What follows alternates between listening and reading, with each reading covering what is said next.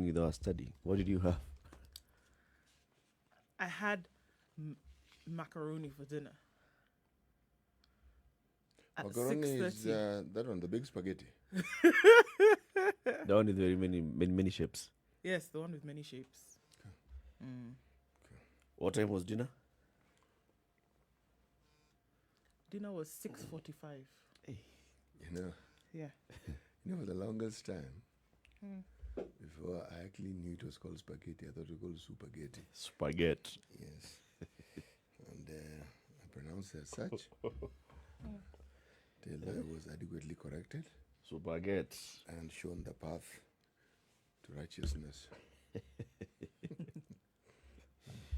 Which I have since followed. I have this friend who's a Somali, Yes. and they just call it basta. But Well, yes. Just forget about all those things: macaroni, spaghetti, and basta. it's all basta. Well, yes, it's a very close kin of the English variety pasta. It's close, see? That's it. It's amazing about the similarities in languages.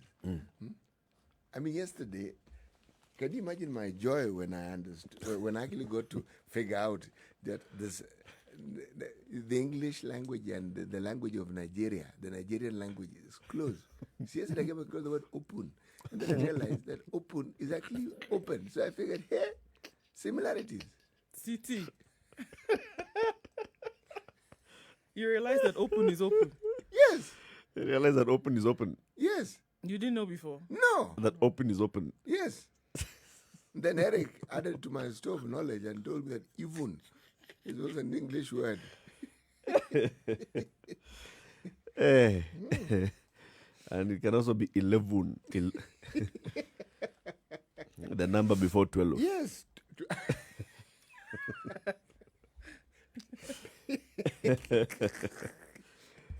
Yep. It says a 12, 12. Yes.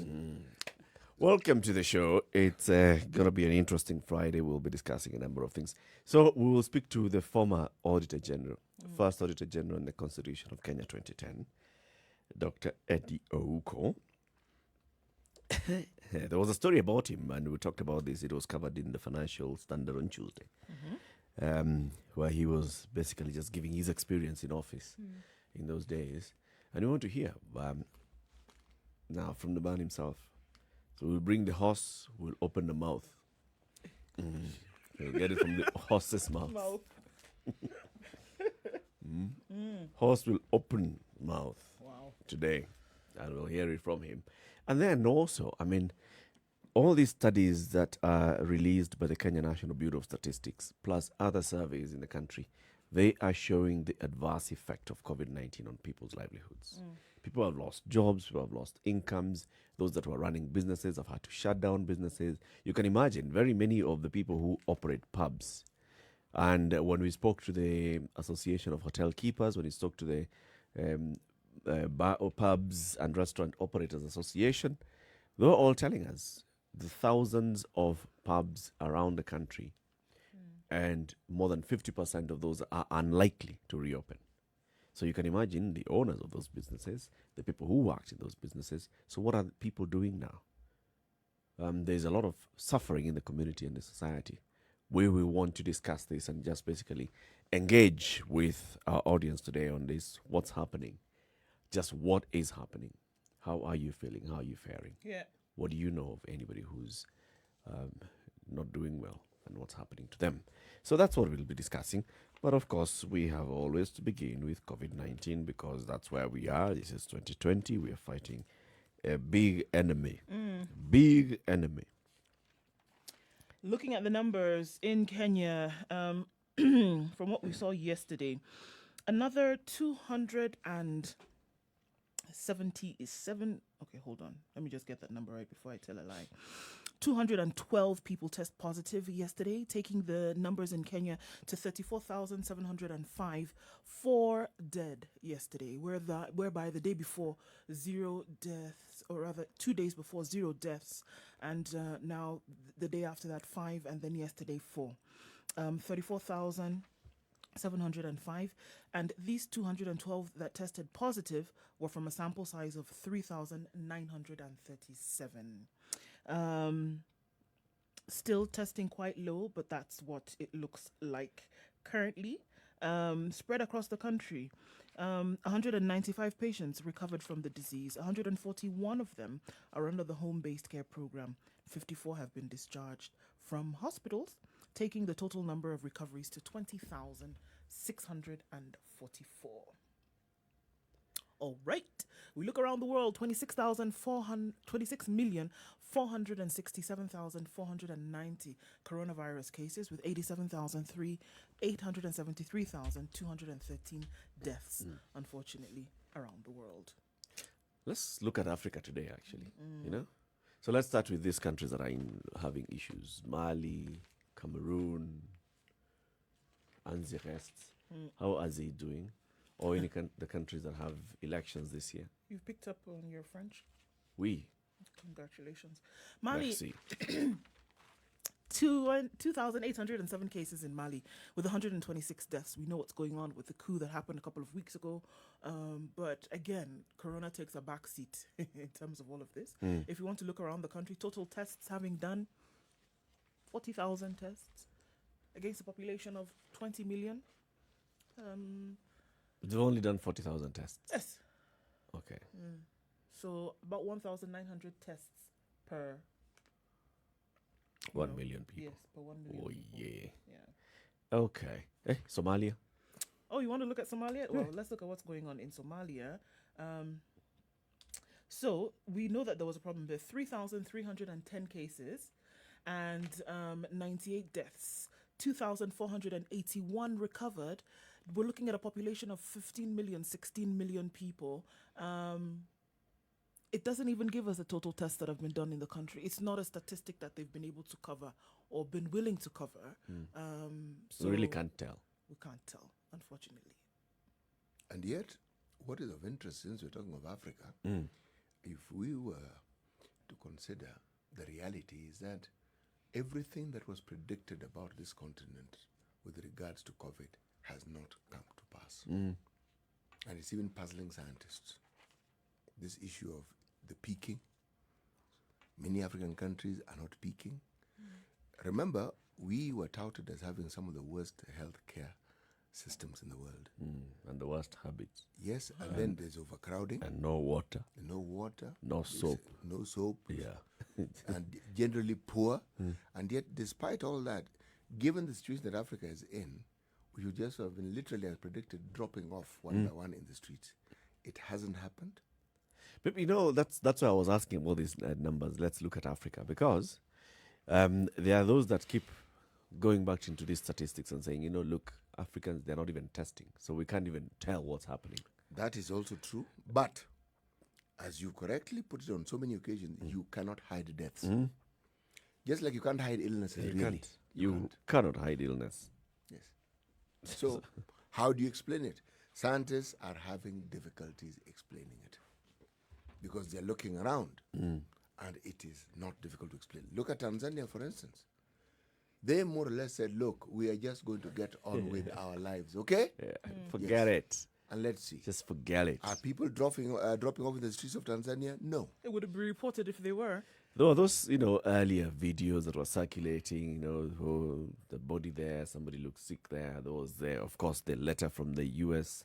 Embassy in Dar es Salaam that was, you know, painting a very different picture. But then the situation on the ground, really, if you look at Kenya borders Tanzania, for how many kilometers? It's 100, no. Many. I'm trying to remember what was it, 192 or something. I forget. Several It's quite a counties, stretch, basically. though. So we're talking Yes. about Kwale, Taita Taveta, Kajiado, Narok, Migori. Migori, all these counties bordering Tanzania.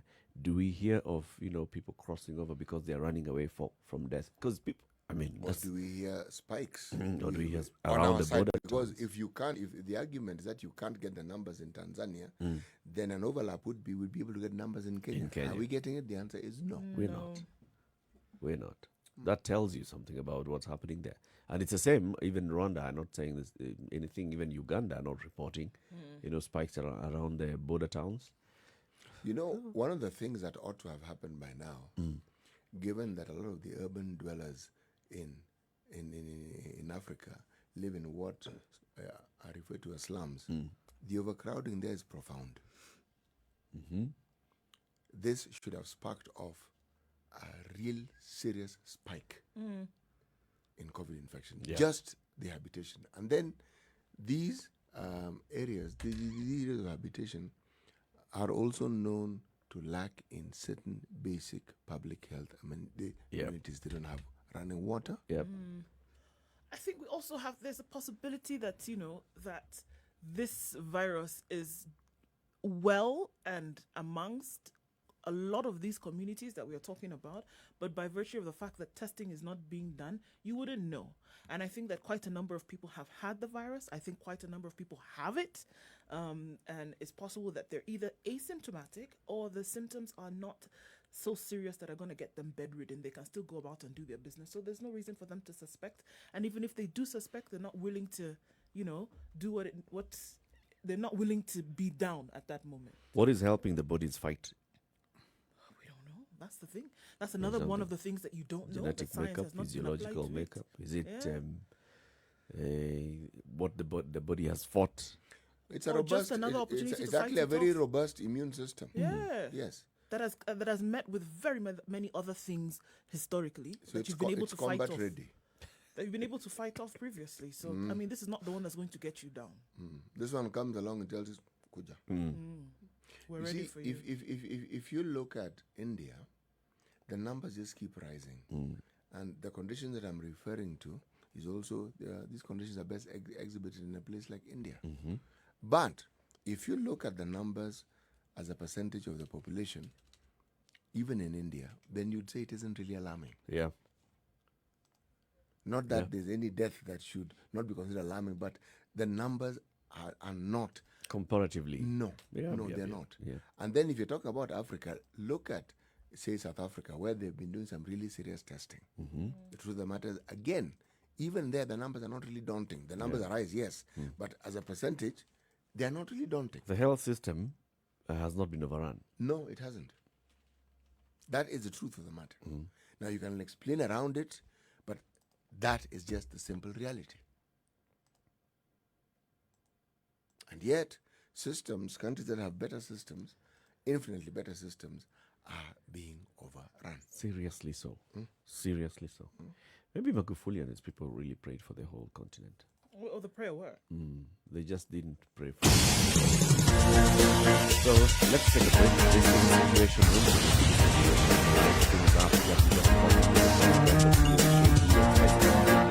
On YouTube, Facebook, and Twitter. Time for us to get and then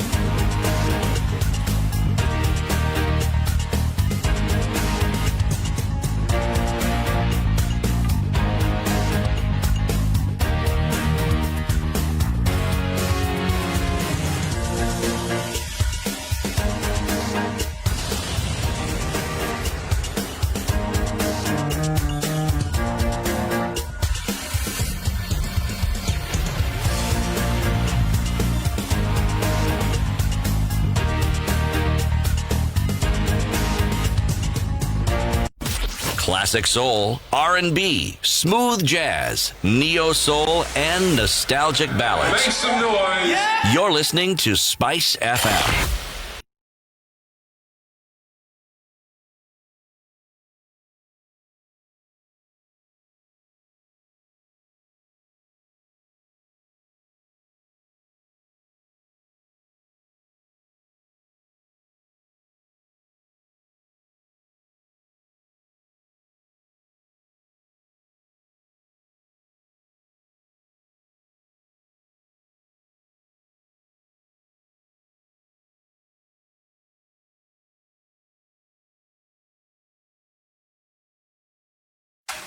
The weather with Spice FM.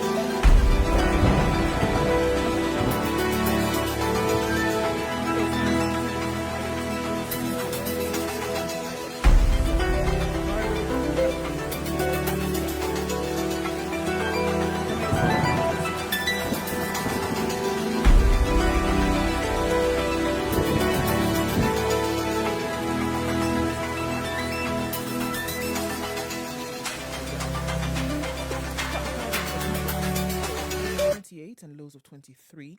Stepping out of Kenya now into Kampala, where it's partly cloudy.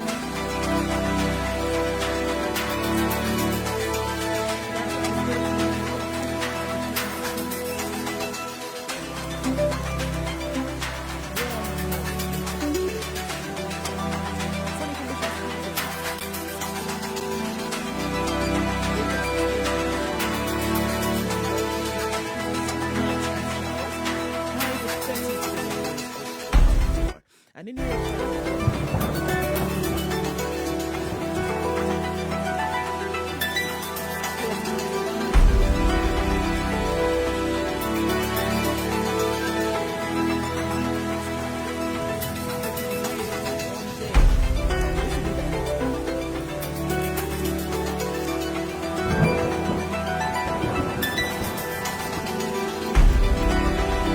Spice FM. Spice up your life. Mature, intelligent talk every morning. Spice up yourself.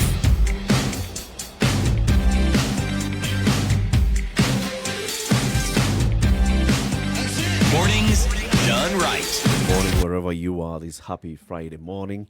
Well, remember, the live stream is up. Spice FM KE, YouTube, Facebook, and Twitter. CT, what is today's pop-up? Milk and honey have different colors. May I also say taste? But they share the same house peacefully. Right. Okay. So you're taking us to Canaan today. That is the land of milk and honey. Okay. All right. So milk and honey have different colors. But they share the same house peacefully. Sawa. okay. Sawa basi. Yes. The big headlines. Start. KEMSA bosses expose their dirt. COVID billions probe. Under pressure, the agency's board and management engage in a dramatic blame game over the alleged procurement irregularities in a house probe.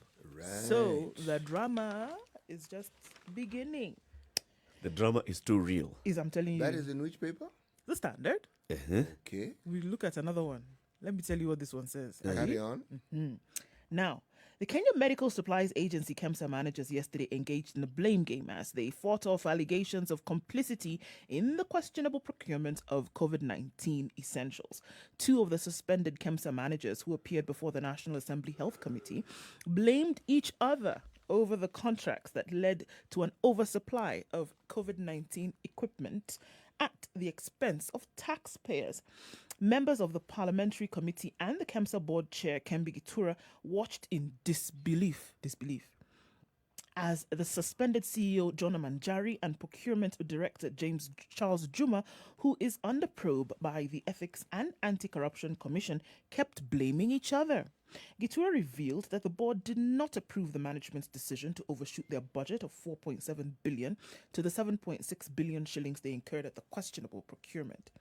He also accused the management of keeping the board in the dark while they went on a spree to contract companies for the supplies. We warned, and I quote, the management of every opportunity that they bungled the procurement. Then certainly they will see the EACC, DCI, and Auditor General and all other investigation bodies following them. That is sadly where we are now. That's what Gitura said. He said the board did not approve the expenditure that led to the overshooting of the budget. The matter did not come to the attention of the board until August last month, he said. So they're just, It's back and forth. You did, I didn't, you did. the director of procurement says one thing, the CEO says the other, and there's of all these things, one thing that is standing out is that the board is not involved. According to them. The board is just, the board is an observer. You brought it to us. That's the job of the board, to observe. just to observe. But of interest now, they brought in someone else into this discussion, the director of procurement. Yes. Those are the two suspended fellows. And the issue of the bus, This one, the bus now is being carried overhead and is being thrown. On him. well, He's shifting it. well, he came laden with documents. He had And he everything. said that actually, he had warned. First of all, we're talking about irregularities. The big okay, Today is your turn. Don't it's worry. my turn. Everything The big is okay. irregularity. Irregularity. I'm having a red lorry, yellow lorry moment. Just say irregularity. The irregularity. Wow. It's easier than the correct word, but okay. It rolls easy on the tongue. Okay. Is that there is a ceiling of 4.9 billion that this entity is not supposed to surpass. Yes. And he wrote a letter and he brought the evidence. When And I they hit told 3 them. billion, said, guys, Watch out. watch out. Guys. And they did not watch out. They probably watched in. They exceeded it by 3 billion. Nicely. So they telling you. hit 7, just so that you know. Okay. They can approximate It's an what emergency. was. Yes. Look, 7 billion was reached with the dams. Okay. Only. Yes.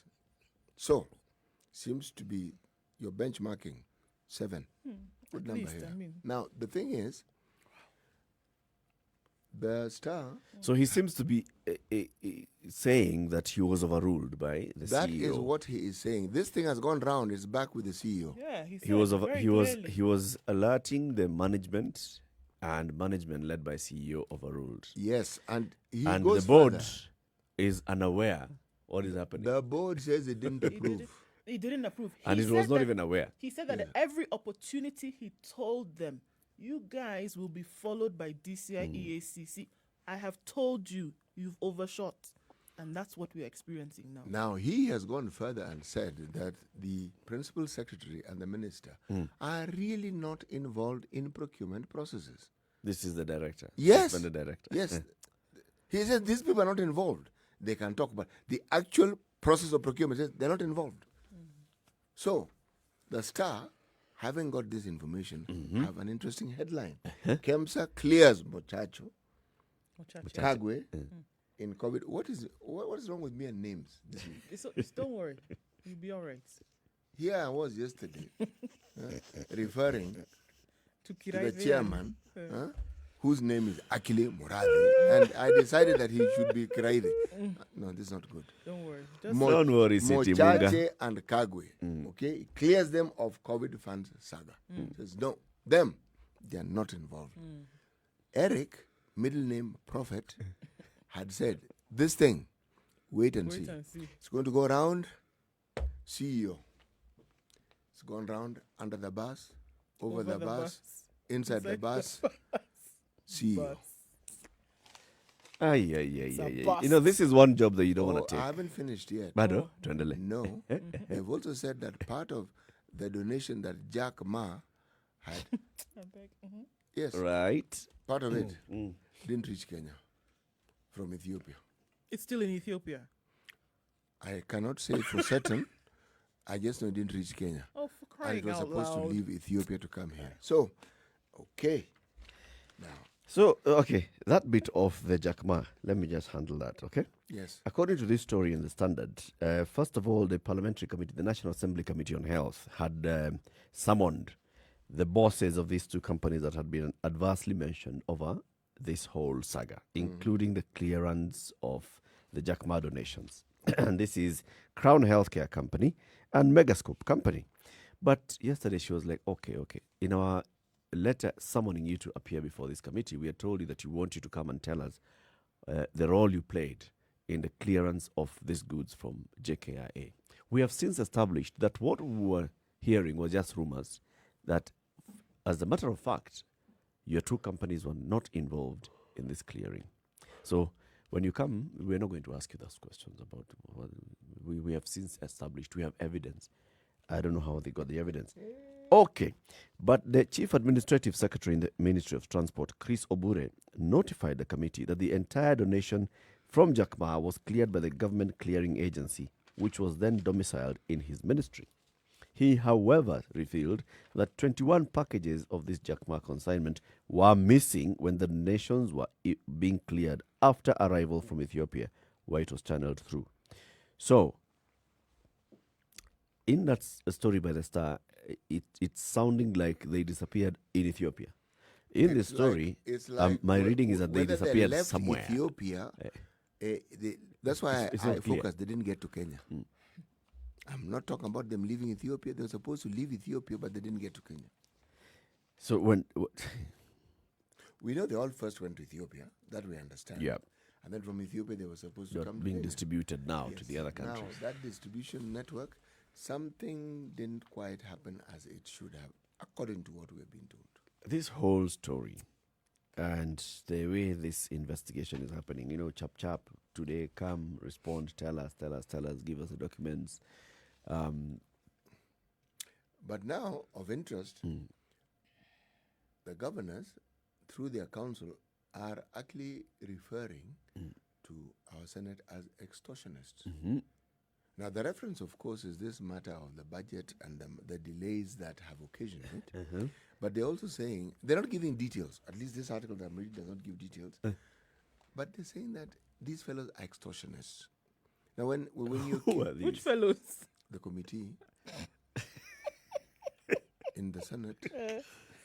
The Senate Committee of the National Yes, Assembly. No. The Senate. Senate. It's not National Assembly. Senate. Senate. And it's the governors, through their council, who are blaming them and calling them extortionists. Saying these fellows are extortionists. And this business of calling people to actually come physically, they want virtual meetings. It's against COVID measures. It's a shakedown. The moment, Come. yes. Let me just read. We hereby categorically state that governors will not bow to the extortionist nature of this County Public Account and Investment Senate Committee.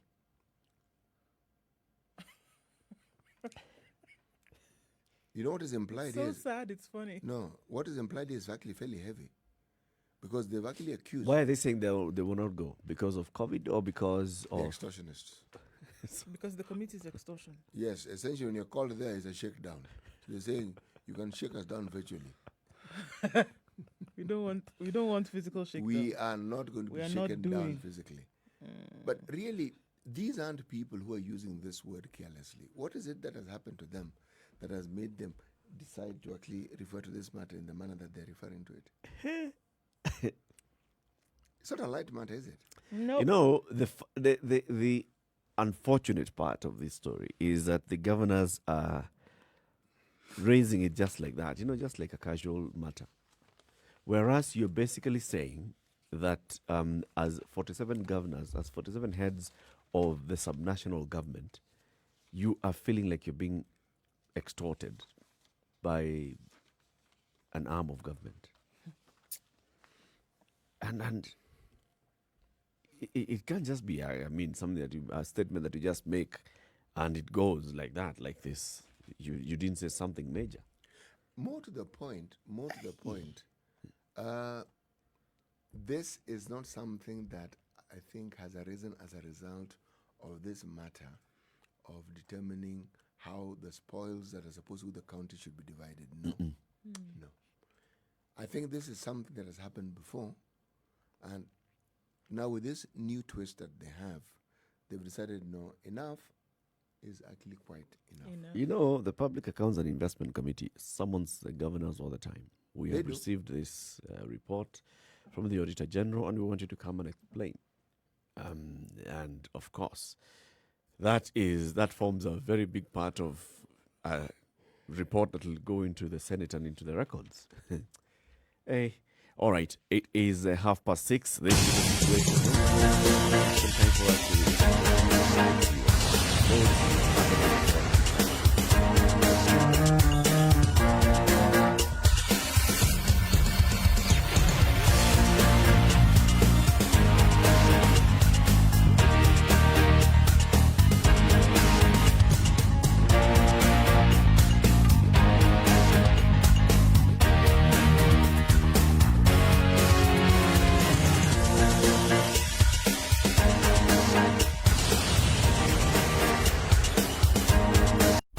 Classic soul, R&B, smooth jazz, neo soul, and nostalgic ballads. Make some noise. Yeah! You're listening to Spice FM.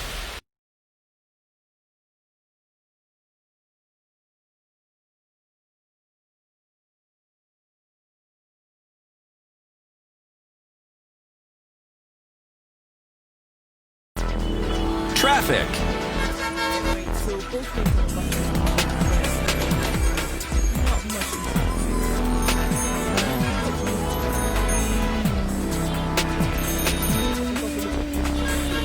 was an absolute mess.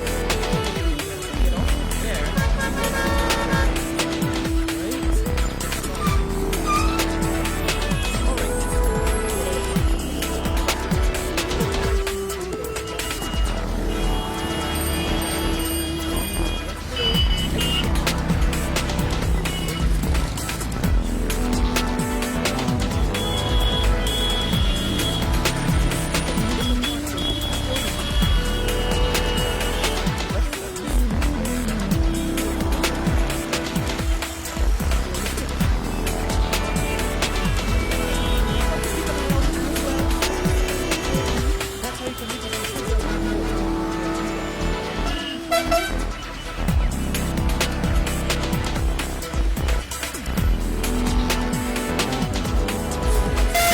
Spice FM, Malindi.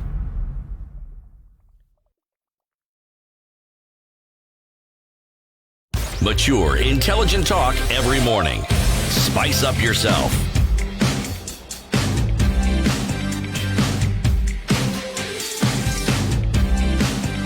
Mornings done right. So we want to thank everybody who is tuning in on the live streams, and this is Spice FM KE on YouTube, Facebook, and Twitter, as well as www.spicefm.co.ke.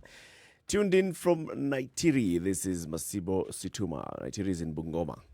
In Kabondo Kasipul, Susan Kanyoko is there. Dorcas Kimoto, Malindi tuned in Kamakawa. And she says she also loves Buster.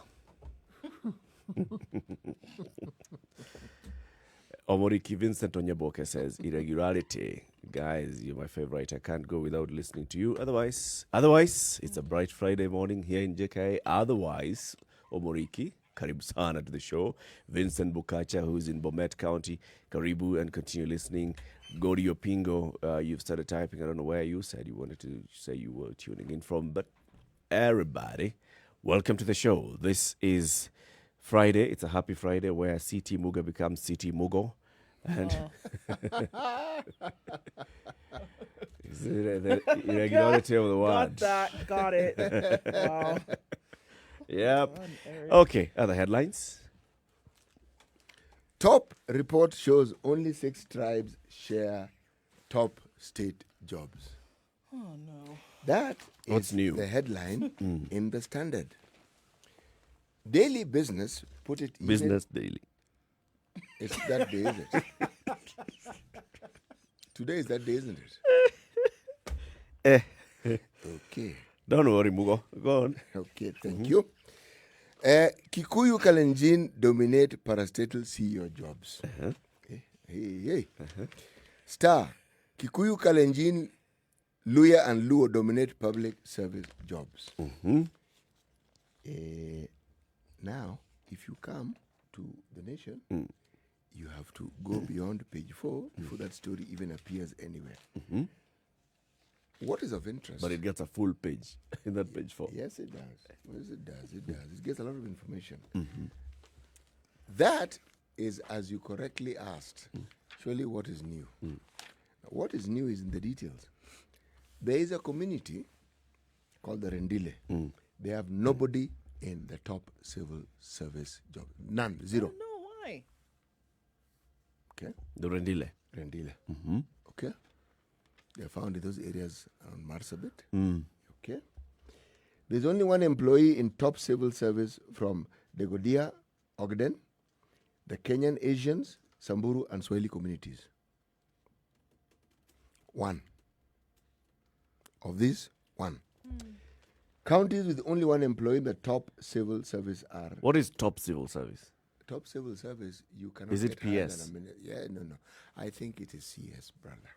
Yes, it's not civil service. In this country. You're a state officer, not a public officer. Civil service ni wale wako chini ya PS. So PS ndio juu kabisa. Ndio tops. Who's the accounting officer? It's the top, the head of civil service. Okay, who's the accounting officer in the ministry? Is a PS. Okay. So we go with PS. Okay, me I take it into CS. PS. Okay. The counties with only one top civil service, top. Hey.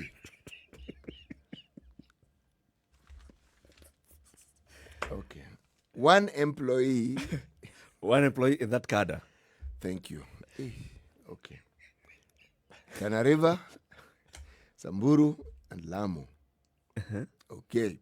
West Pokot, Kilifi, and Bomet have 2 workers. But here we're looking at national government. It's national government. I'm not talking counties. Of course, they have. Come on, they are represented the counties. Yeah. All right. Talk about national government. That's where it counts. You know, with all the devolution that we have, the truth of the matter is the national government still holds some heavy clout as to what happens when. Truth of the matter. Now, so long as we look at this thing just as information and we don't politicize it, it is okay. But unfortunately, the issue of representation is something that this country and its citizenry take very seriously. In fact, it is of key importance that representation is seen for every top government job, whether it is in the parastatals, whether it is in straight national government, whether it's in the police service, whether it is, you name it. People watch keenly. And they will not just look and say it is so-and-so, it is so-and-so from. This area. Yes. Exactly. Yes. It seems like it's not a conversation that's about to disappear from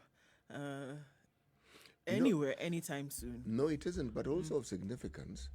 If you look at the communities that they say dominate the civil service, you'll also find that they have the largest populations in the country. Yes. So numerically.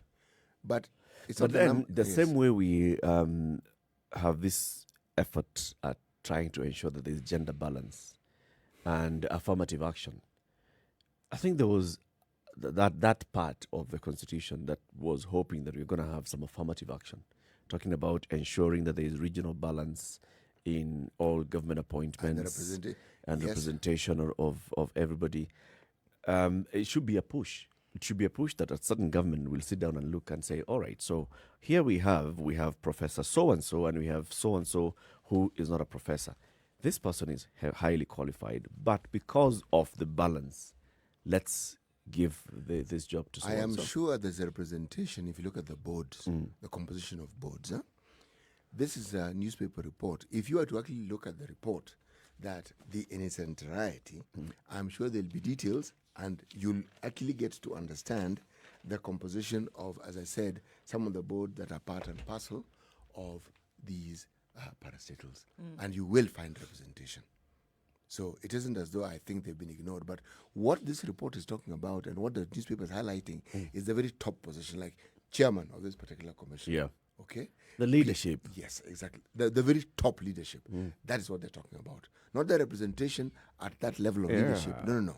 But the top. The top. Yes. And that's why I'm saying that at some point we may need to just get to that point and say, all right, even if we say the same way the president appointed youth to be chief administrative secretaries. So this is like immersive training. You need to learn how a ministry operates so that at some point you can also rise to the level. Yes. Do the same. Look at the Rendile, look at the Burji, at the Gabra, look at the Pokomo, look at the Ilchamus, and look at who is qualified to some degree. Actually, elevate them and appoint them at a certain position, knowing that this is what we are going to do. We want you to train so that in 5-10 years' time, you shall rise to the top. you correctly put it and said that this is normal, but the Senates have now demanded that this same breakdown, they want it at the lower or the junior civil servants. They want to understand that composition lower down so that you can actually say that the civil service has been represented fully in its entirety in this breakdown. So, voila, there you have it. data, information. Yeah, might just change. So there's anxiety as Obado ouster bid hots up. The County Assembly Minority Leader says they have already started the impeachment process. ODM insists Migori governor must leave office over shameful charges against him, but some residents are against the move. A showdown is looming. Me, I like these words. In Migori County, as plans to impeach Governor Okoth Obado gather pace. Raila Odinga-led ODM party has insisted Obado, who is facing several charges, including claims of corruption, which saw a court bar him from accessing his office, must be kicked out. Already, there are claims of threats, coercion, and fear of violence as political temperatures in the country hit the roof over the governor's planned impeachment. Yesterday, some residents took to social media to criticize the latest developments and threatened mass protests to force ODM to rescind its decision. If the bid to kick out Obado fails, then it will be an embarrassment to the most popular party in the region, as it seeks to strengthen itself ahead of the 2022 election. Party chairman John Badi yesterday declared Obado had lost all honor and should resign. And I quote, "Only a leader who has lost respect for his constituents and has no conscience would want to continue staying in office with such shameful charges against him." He added, "We are aware the governor is trying to convene a cabinet meeting at his home, which means he is determined to continue hanging on to office and continue undermining his deputy, who should be taking over the management of the county under the circumstances." What do you mean trying to convene? He is the governor. If he summons the ministers to his home, He's not trying, he's not doing trying. This one is going to be interesting because Showdown. what is evident is Obado is not going to just simply lie down. He's not taking this one lying down, absolutely not. And when it comes to running the affairs of the county assembly, or the county government rather, there's already precedent set by Sonko. He is not accessing his office because the court ordered him not to, but he is running the affairs of the county. He attends presidential functions. He does. He as a meets governor, with the NMS with General DG. Badi. So So Okoth Obado will do the same. He will. And he's going to fight this one tooth and nail, just from all indications here that, look, he's got a following in his county. And the people, you say he should be impeached.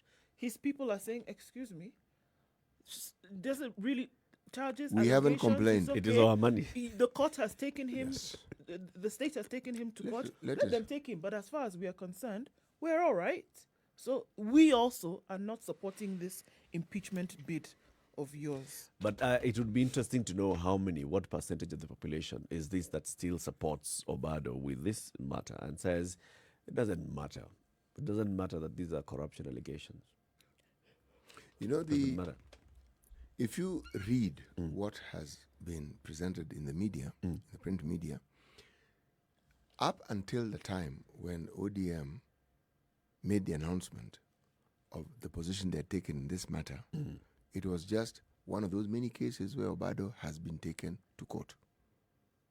Okay, it isn't the first time that Mr. Obado has appeared in court. No, it is not. Now, in the other cases, there were one or two people who may have said one or two things, but you didn't hear the loud voices you're now hearing. No. No. And here, just giving more details to this, Muhuru MCA Hevron Mahira, who is backing the ouster, is among those who claim they have received threats to their lives. There's a lot of intimidation going on, and it is not going to be easy. I have already received threats, and I have recorded a statement with the police. He recorded a statement at the Migori police station, and he said unnamed people were planning to attack him for supporting Obado's removal. Yesterday, some of the MCAs backing Obado's impeachment trooped to Kisumu to strategize. Those supporting the governor include the 7 MCAs elected as independent candidates. Interesting. Some Jubilee members are also backing Obado. 10. I know. And the number that is required in order to impeach him? Because this is an assembly which has how many MCAs? 57, I think. Yes, 55. 55. All right. And the number that they need to impeach him? 50% plus 1. You know, the Migori has that history. It isn't the first time that we've seen this sort of ups and down. There was a time, I'm not certain whether it was SDP or NDP. There were councillors within Migori who had to migrate very promptly to Tanzania. Migrate. Okay. Yes. in To the neighboring country. not even county, country, in the previous century, because they had a somewhat different view from the party that held sway in that particular region at that particular point in time. Yes. NDP, maybe. I think so. But I need to get my facts right. But what is of interest, remember, even when Obado got elected the first time, he spent a lot of time in court fighting that. He's a man who seems to have been fighting at every phase of his life. Yeah. You get elected, you're in court. That court case went on for the longest time. He won the court case. This is a petition. Yes, he did. Okay. And there have been others. Of all the governors who come from that region, I don't think anyone has seen the inside of a courtroom more times. More than a Okoh bad. Yes. Very soft-spoken person, but it is clear that he is combative. He's not even insulting or abusive if you listen to his conversations. But he's clear and he's resolute. Now, the party, ODM, are also clear and resolute that he must go. So, clearly, let's see this clash of wills and let's see how far it goes. Let's see who's more resolute and who's more clear than the other. 12 minutes to 7 o'clock. Time for another quick break. We'll be back shortly.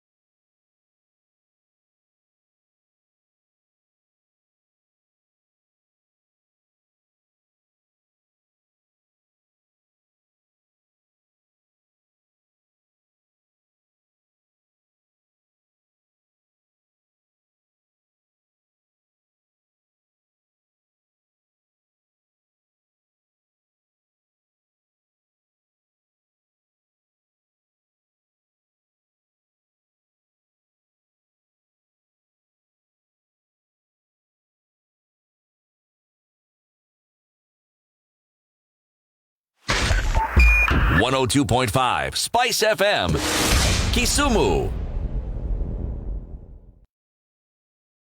Mature, intelligent talk every morning. Spice up yourself.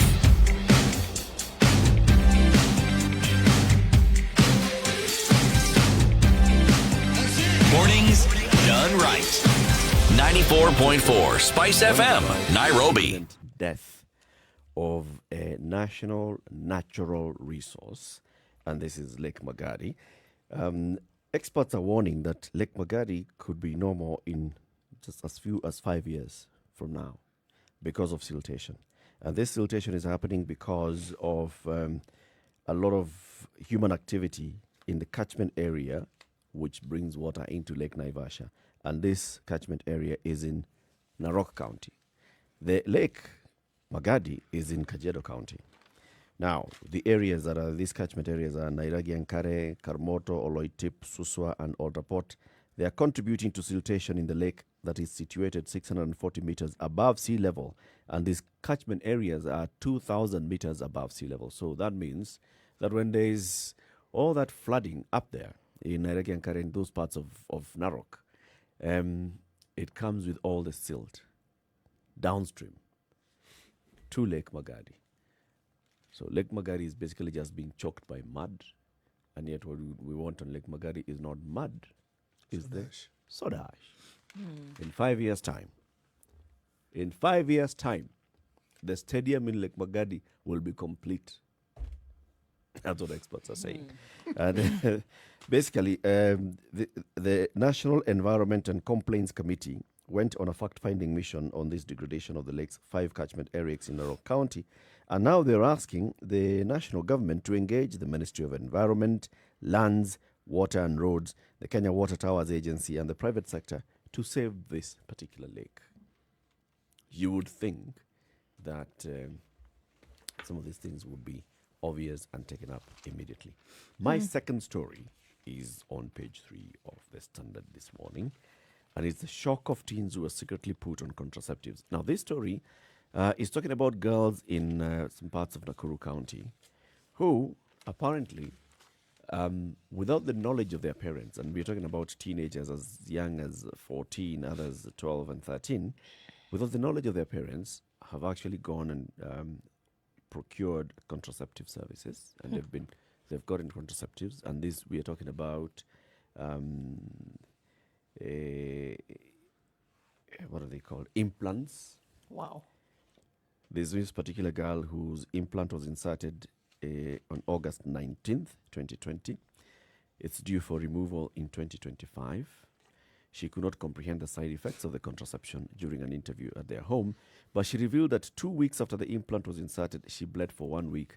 And so far, she has had no complications after the bleeding stopped. She's not alone. Adolescent girls as young as 14 in Nakuru's Kaptembo and Kwaronda slums are secretly being introduced to family planning methods without the knowledge of their parents. The school-going children are on 3-month injections and 5-year implants to control birth, and clinics and chemists are the ones that are doing this job. Private clinics and chemists and shops within the slums. The mother to a Form 2 girl in Nakuru High School is also in shock after learning that her daughter had an implant. Has my daughter secretly been having sex? Surely. Well, why should she use contraceptives without notifying me?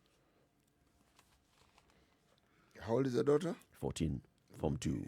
Well, this I think there's so many things that jump out here, but two things that jump out very clearly is that one, it was the case 10 years ago. It still is the case now that young people or anybody engaging in sex and sexual activities is more afraid of getting pregnant than they are of contracting any kind of sexually transmitted disease, which is very scary. Secondly, it's that sexual conversations are not being had between parents and their children. For the kind of shock that we see registering among parents now, that, are you kidding? Are you telling me, first of all, that my child is having sex, and why would they be, using contraception without telling me? Yeah. Those are two things. I mean, it's just... Sadly, there's failure somewhere in the community, in the society. Failure by government in terms of government social services, and failure in other community watchdog organs, such as the church and religious organizations and family setups. Because when you hear that these young girls, as young as 13, 14, are going to a private clinic, and an adult in this private clinic is actually administering this without any form of counseling or even being told, this is what you expect. So the side effects of this are likely to be this is what's going to happen. You're likely to undergo heavy bleeding, or whatever. They don't get any According of to that. that article, is it a research project, or is it just a standalone clinic that does family planning? What is it? It's just clinics in the area. You know, these private clinics in the slum, Yes. small hospitals Do they charge? and chemists. Yes. Yes. It's not free. It's not a free service. You're just asking. I know, but Same way. So the girls would go for the morning after pill. Is the same way they're going for the preventative pill or implant. So you go, enter this place, and you say, I want, and you're given the implant. So it raises the question of, if they're charging, then it means these youngsters have the money. yes. And where do they get the money from? I think that's another also issue. the shock that registered with some of these parents, because first of all, like the implants, they don't come cheap. Implants are not cheap. They're not cheap, right? So where are they getting the money? Because we're talking about 13, 14-year-olds, right? Where are they getting the money to do this? Their parents obviously are not aware. There's an adult somewhere There's who an adult is paying somewhere for who this. is paying. Or there's an adult somewhere who is giving money for other things as well. And this happens to be one of the expenses. Yep. There's an adult somewhere who is paying for this. That's why the girl is thinking, well, I'm going to be participating in sexual activity. And that's why I need to do this. Because the adult maybe is the one who said, no, we cannot continue until you get Protection. Yeah. And This is in the slum areas, the low-income neighborhoods. and this is becoming a problem because children are now at home. Yep. exacerbated. However, I mean, even looking at studies that were done and reports that were conducted, even pre-COVID times, right? Sunday, Monday, and Tuesday across the country having been recorded as the days when pharmacists or pharmacies and chemists sold the highest numbers of emergency contraception, and they were selling this emergency contraception to girls between the ages of 15 and 20. Sunday, Monday, and Tuesday. The emergency contraception. Yeah. Something also sticks out in this story. This story is focusing on Nakuru, and it's talking about women and young girls accessing reproductive health services. Nakuru, reproductive health. Susan Keheka, reproductive health bill. See that? This is just my. This is your connection. My connection. Just All your happening. conjecture. You've decided. Yeah. But you know, the story may be about Nakuru, but I think it ought to actually resonate, and we need to think about how far this story would resonate with other parts of the country. Yep. Of course. I think this is a national issue. It's not only happening in Nakuru. And I'm just saying, at this time when the national conversation and debate is on what's been proposed in the reproductive health bill, where it talks about giving such people access to information and to these services, despite Susan Kehika coming and saying, you know what, my intention is to ensure that such things do not happen. But then those that are fighting the bill are saying this is what is going to allow it to happen. It raises something. Should this not just be taught in school? It should. At a very young age. Look, because just when they've been able to say from 6 years old, it sounds scary to some parents, but that's the time that children are becoming aware. That's the age when it is fully formed in a child's mind that there's a difference between boy and girl. It is at that time that you should begin to introduce this conversation to children. True. Coming to the top of the hour, this is the Situation Room, Kenya's biggest conversation, broadcasting Nairobi, Mombasa, Kisumu, Nakuru, Eldoret, Nyeri, and Malindi, as well as online. It's now 7 o'clock. Keep it right here. In the next hour, we speak to Dr. Nduh Okoh.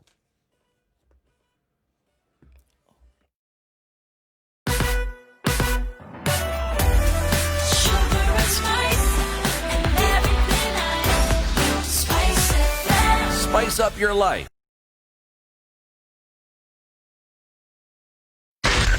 Spice FM, Nakuru. Okay, so traffic is not causing so much of a headache this morning. It's clear on Mombasa Road, and it's looking really good all the way from the SGR towards Cabanas. Just a slight hold up at the junctions there, but then you are all right. Langata Road, then using the bypass, getting to Mombasa Road also will take you just mere minutes. So it's looking very good this morning. We had looked at Ngong Road coming into the CBD via the City Mortuary roundabout, either getting to Valley Road or coming down Ngong Road towards Community. Traffic is flowing very well. Let's take a look at Thika Road right now, getting into the CBD via the Globe Cinema overpass, or then using Forest Road. You will be fine too. Coming out of Westlands, a little bit of a hold up as you get towards the roundabout, and then coming through Chiromo, or then going towards Museum Hill. Also very good. Hopefully, this will be a good Friday as far as traffic is concerned. We're going to hold our breath just a little bit and let us know when we can let that out. Spice FM KE on Twitter. That's how you can get in touch. In case anything does jump out at you, let us know. But for now, guys, looking good in most parts.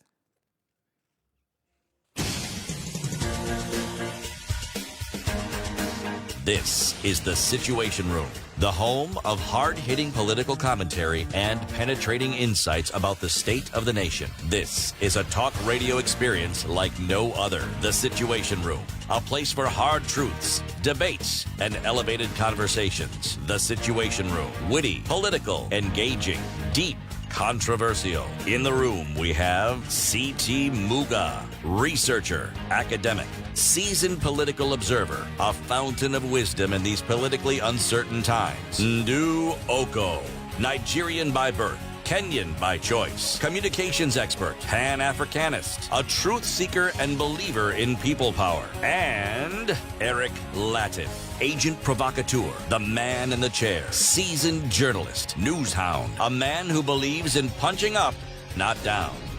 This is the Situation Room, the only way to start your day. 7. It's a Situation Room, is Kenya's biggest conversation. 94.4 in Nairobi, Mombasa 87.9, Malindi 97.7, Njeri 90.9, 96.7 in Eldoret, Nakuru 96.0, Kisumu 102.5. www.spicefm.co.ke and SpiceFM KE, YouTube, Facebook, and Twitter. We need to talk about now this office. It's a constitutional office, the Office of the Auditor General of the Republic of Kenya. What is the job of this office, City? I would have happily answered that question if I didn't know that we have with us Dr. Okoh. No, before the marking scheme comes, Yes. let's get your understanding. Well, very simply, it's supposed to audit. Simply tell you that given that there was some money that was allocated for expenditure, did it meet the threshold for what it was purposed for? And if it didn't, what happened to it? And all they do is they tell you the state of affairs of how that money, should we say, traveled. It's auditing. That's it.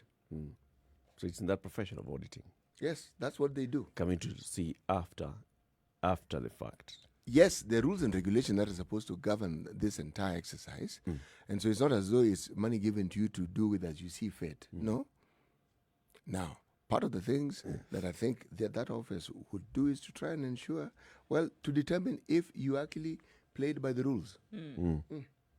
So with the new constitution, the Office of Auditor General was strengthened, and it was made independent of any control or influence by any arm of government.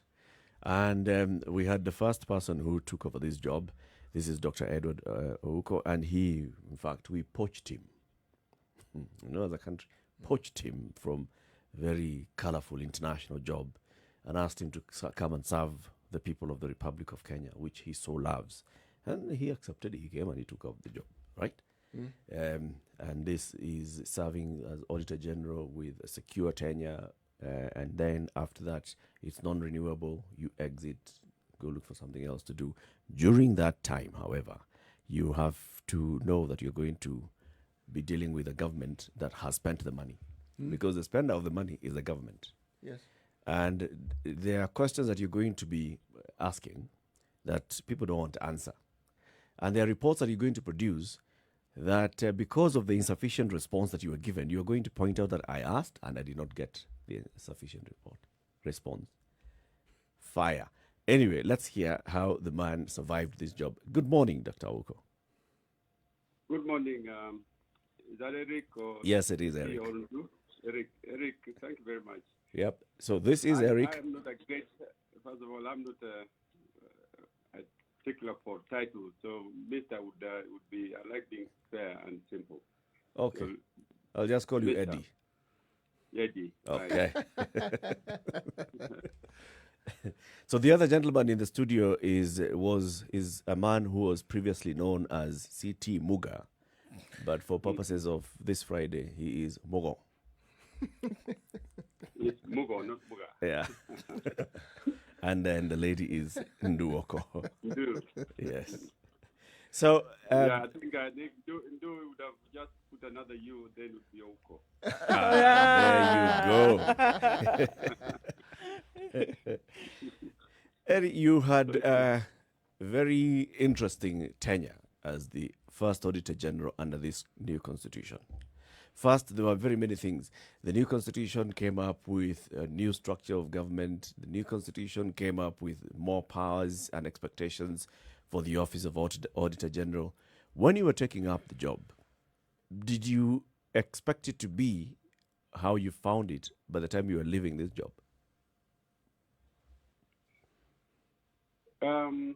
When I was coming to take up the job, I came with a lot of excitement,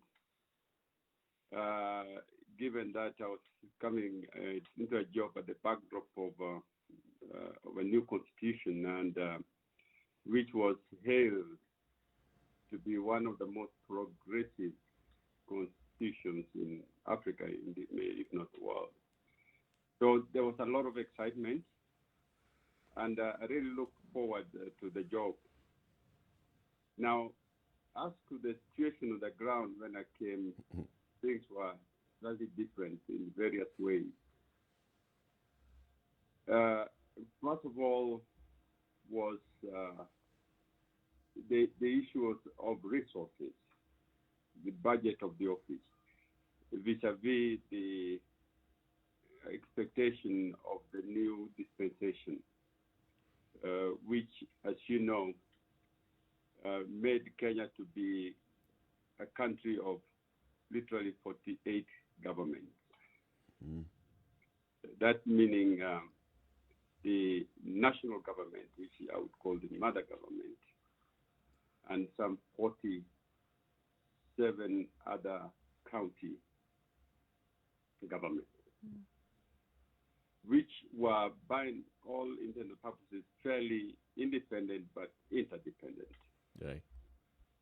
So that was first the major thing, and that meant that it was not the same office, or it was completely, like you say, a new office which I had to come into. In other words, with a clean slate. So there was nothing in legacy terms that one would have said relied on, except for the fact that the resources were very meager. And the staff also have been there for many years. A lot of staff turnover. There was not much staff turnover. So you had people with 30 years service, 20 years service. There were very low level of youth element in the system. Was that a good thing or a bad thing? Well, that was, it meant that the challenge became more interesting and more challenging because to fight, the immediate fight is for resources. The immediate fight was how are you going to get these people to the body of the staff to see themselves in the aspirations of Kenyans under the new dispensation.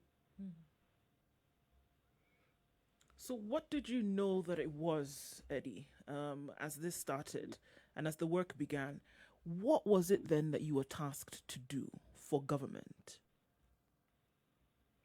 What I was tasked to do for the government was basically me to interpret the constitutional basis mandate, which is under the Article 229 of the Constitution, for me to interpret what really were the aspirations of Kenyans in that article. In that article, the Kenyans said, although in written terms say you shall audit all, basically where the resources of government. And that means the mother government, all the resources therein, and the 47 other governments, which were the counties, and the resources therein.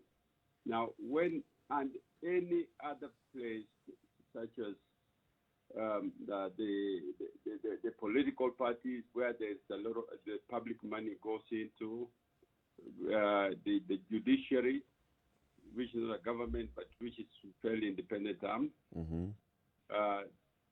and any other area where there could be substantial public resources. Basically, audit where there were public resources.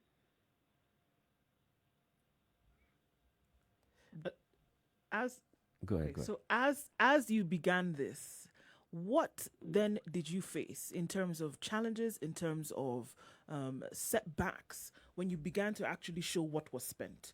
When you began to actually show what was spent, what came up that would see that it would present itself as a challenge in terms of government spend? I think the challenge was in the scope of the work or the scope of the mandate, which was quite different from what has been there. As you know, in the past, Kenya was governed in a unitary system. In other words, there's only one government. And in the new dispensation, Kenyans broke away completely from that unitary system. They didn't want to be controlled from source up there, right down up to the top. And that's where we came into the government with that 47 counties. And that meant that the resources had to be used in a manner that it delivers to Wanjiku. Because what then became now important is not the spending, how the money was decided to be spent up, but whether these resources were delivering the services which Wanjiku anticipated in the Constitution. And were they? Now, that's the point. The point is this. Is the challenge came in because the resources were now being devolved. Because for delivery, you must send the resources to where the services has to be delivered. So that meant that the auditor was going to be, the type of auditor Wanjiku required was quite different from the one which was there before, which was perhaps concentrating very much on government expenditure control at one point. But now this auditor had to be content with resources which are devolved and are meant to be followed and audited up to where it's supposed to have changed the lives of the citizenry. Now, when you took over that office and understood the enormity of the task before you, did you have the requisite resources that would guarantee that your duties would be carried out as you ought to? Let me tell you, when I took over, let me put in figure terms, because Kenya was talking about billions then, billions of the budget. The budget were in billions. And the billions which you're talking about is the Kenya bill were maybe just hitting what's called a trillion. And the budget of the office was extremely meager. In terms of what I found is the office budget was just slightly under $1 billion. And that was about 900 and something 80.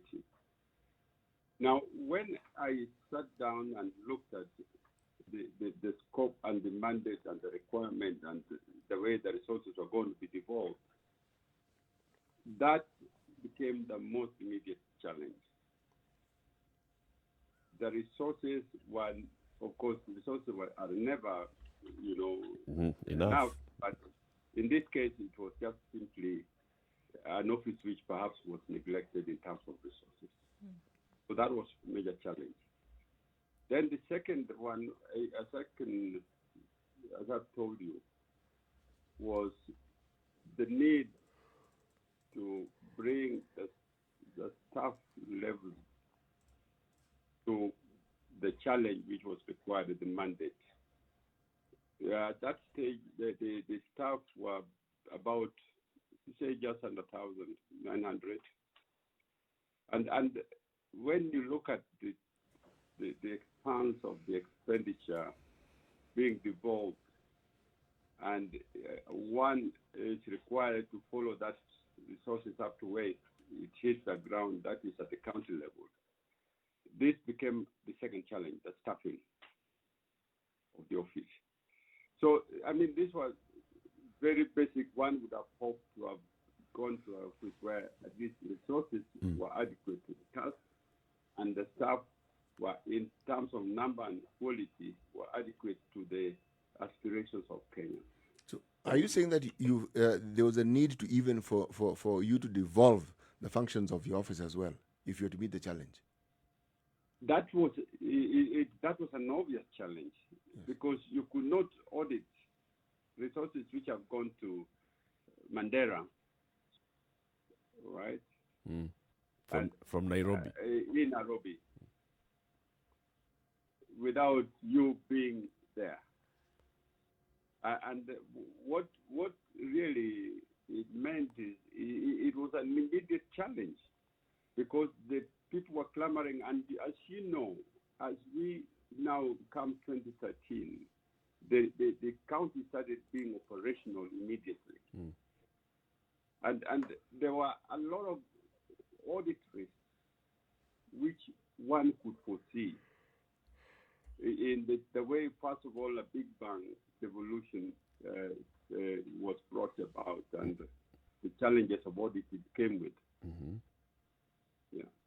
Let's take a break, Nduh Okoh, former Auditor General. We want to take a break, take a look at the weather, and then we continue this conversation, understanding the job of the Auditor General, and also just getting from, today we said we have brought the horse, and we want to get from the horse's mouth, or the challenges of the Office of the Auditor General, and also the successes. And there are some proposals that you've given to the BBI task force on what you think ought to happen to strengthen this office and to make it more efficient. We'll hear about that. It's 18 minutes after 7. This is the Situation Room, Kenya's biggest conversation.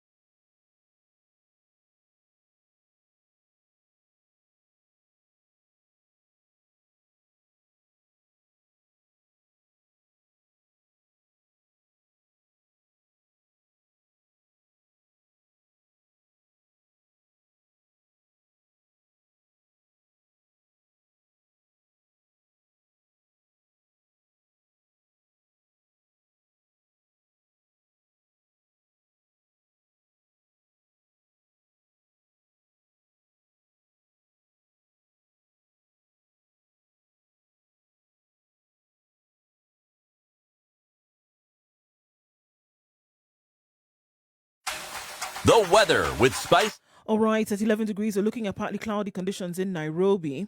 A chance of rain later, but that's one we're just going to have to wait and see. Taking a look into Nakuru, it's 14 degrees and partly cloudy conditions. Partly cloudy in Njeri as well at 13. As we go into Kisumu then, it's sunny conditions at 18. A chance of rain later. And Kakamega also looks at rainy conditions in the afternoon, where it's currently standing at 16 degrees and partly cloudy. Mombasa is partly cloudy as well at 23. We'll go to a high of 30 today. A little bit warmer in Malindi at 24. Partly cloudy conditions and a chance of rain into the weekend as well. All right, let's look into Kampala. Warming up ever so slightly, 21 degrees and partly cloudy. We'll go to a high of 27, and thunderstorms forecasted for the afternoon. The fog is coming on to Dar es Salaam, 26 degrees currently. We'll go to a high of 31 and come down to lows of 25. Going into Johannesburg, we're at 11 degrees now. Sunny conditions throughout today, partly cloudy conditions in the afternoon. We'll go to a high of 21 and lows of 9. And finally, for now, in Lagos, 25 degrees and partly cloudy conditions, and going into a wet weekend, intermittent rains throughout the day with highs of 29 and lows of 21. Sugar and spice and everything nice, everything nice. Ice FM. Mature, intelligent talk every morning. Spice up yourself.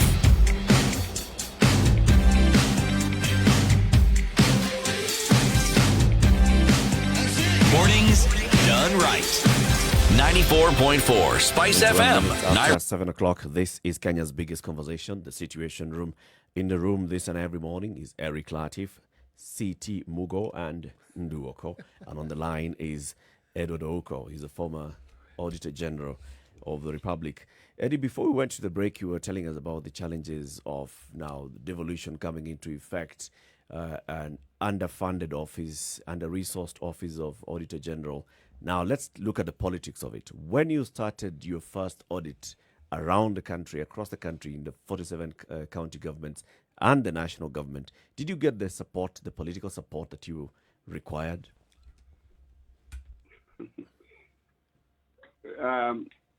It really, at that time, that anticipated that to be there.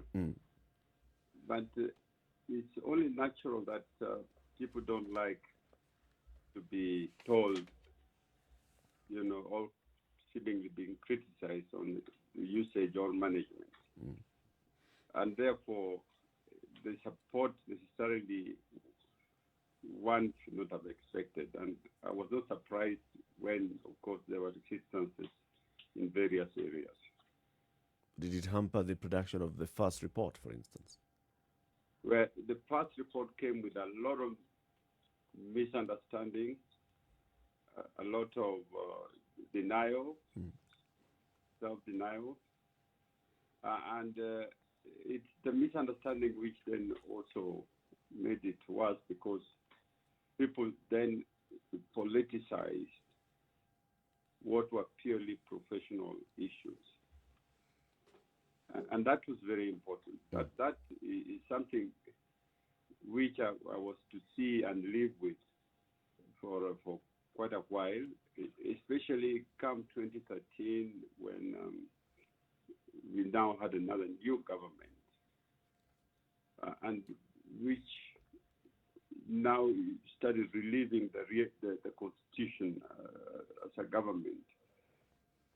There was a serious misunderstanding of the function of the auditor, or in other words, the oath which the auditor took to audit with responsibility, fearlessness, and with no favor. That became one which had to be fought as we now form the new government. Was it genuine misunderstanding, as in lack of understanding or awareness of what an auditor is supposed to do, or was it just political pushback? But there was an element of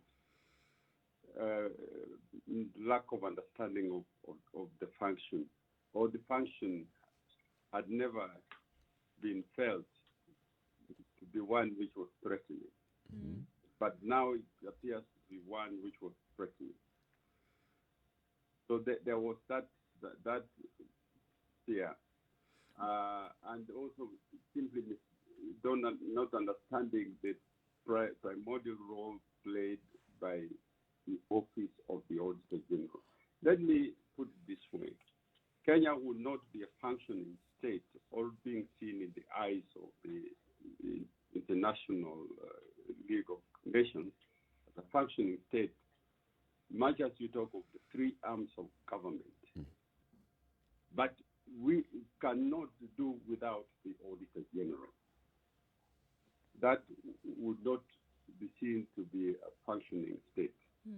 What were the expectations, whether they be of individuals? What were the expectations vis-a-vis the oath that was taken by you as the Auditor General? My expectations? No, the expectations of other people who then brought about this challenge. What were their expectations as opposed to what you knew you were supposed to be doing? The other people really, this is what I is my personal opinion. It's not maybe what they were really doing. They expected a more forgiving and alignment to what their political leanings were. Yeah. If I hear you right, you're saying... But then that is simply against the ethos of the office, such an office, the independence and the constitutional requirement, or my constitutional duty. So this pushback that you received, is this something that you would consider normal for such an office of as yours, or was this one, in your case, would you consider it to have been unique? Certain amount of pushback is healthy. It develops the office, or it also challenges the auditor to question how he or she is approaching the work. But in this case, there was an element more of politics and being branded at that stage as being influenced by the opposition or working for the opposition. Do you see that is not a pushback? That is not a proper pushback which you'd expect in any system, even developed system. Auditors should expect some pushback. But when now you are labeled and identified as being an opposition, then one wonders, where the country was going. Mm.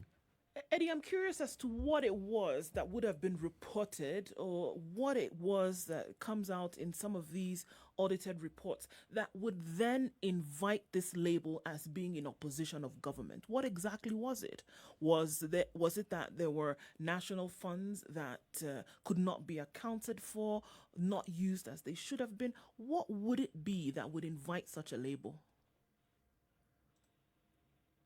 Well, because you are auditing an elected government, a government which was elected with massive vote, and in a way at that time, those who were in Kenya, people were talking of tyranny of numbers. And therefore, it's a government which came with full authority and all that. And what it is they were now ready to spend, seemingly for to meet their political whatever Manifesto. whatever. And here you are somebody who's telling you that you could not account for so much money, could not account for this, misuse of this and so forth. Those were not news which in that environment was welcomed. Let's take an example. Eurobond. There was serious pushback and labeling of Nduh Okoh as an agent of the opposition. Just take us through that for those who may have missed it. I don't know how Eurobond became being labeled opposition, but I think it was what at that time, at the heat of the moment, what the government anticipated, expected, that they've raised the Eurobond today, and in the next day, the auditor comes to tell the Kenyans that the Eurobond is here. The Eurobond has been well used. Now, do you see an impossibility there? Yeah. There is no way the Eurobond is raised today, and then in a week, in the heat of the moment, they say we want the auditor has to, even if I were to audit at that time, what I would only audit is to answer that the Eurobond came in. Mm-hmm. Now, if I were to answer the Eurobond in totality, this is a matter of a year and a half. Because I had to see it came in and then it is spent, how it was spent. Yeah. Because that's the most important thing. Yeah. It's not the fact that it came in. Are we together? Yeah. Yes. Yeah, and that the fact that I did not pronounce myself in the way they wanted, at the time they wanted, that brought all the politics. But frankly, as the professional that I am, I was still going to pronounce myself the next day that the Eurobond has been well used. Give a clean bill of health, so to speak. Yeah, at that time. The whole idea was, what was the auditor saying? But there's no way the auditor, a professional auditor, can pronounce itself on such a big amount of money. Going with the Within same. 2 months, 3 months. without knowing where, following then the trail. The The trail. Eurozone was ready to actually go into certain development or other certain expenditure. So before you do that, you got to let the system now do the procurement, see the project started, identify it with a project, and that there's a drag. It's something which you take. Auditor would have to look at this thing almost for a year before you can give a whole holistic opinion or point of view. I have a burning question before we go to the break. And this is just off the back of this particular experience, for example, with the raising of the Eurobond and following its expenditure. Looking at what is now the big scandal of the day, and this is how the COVID-19 funds have been spent and where they've gone to. Is it possible for the Auditor General, because there have been demands and questions, that the Auditor General conducts an audit and tells us whether this money has been properly spent? Is it possible for the Auditor General to do this within 30 days? I think that would be, it would require the Office of the Auditor to bring on massive number of staff,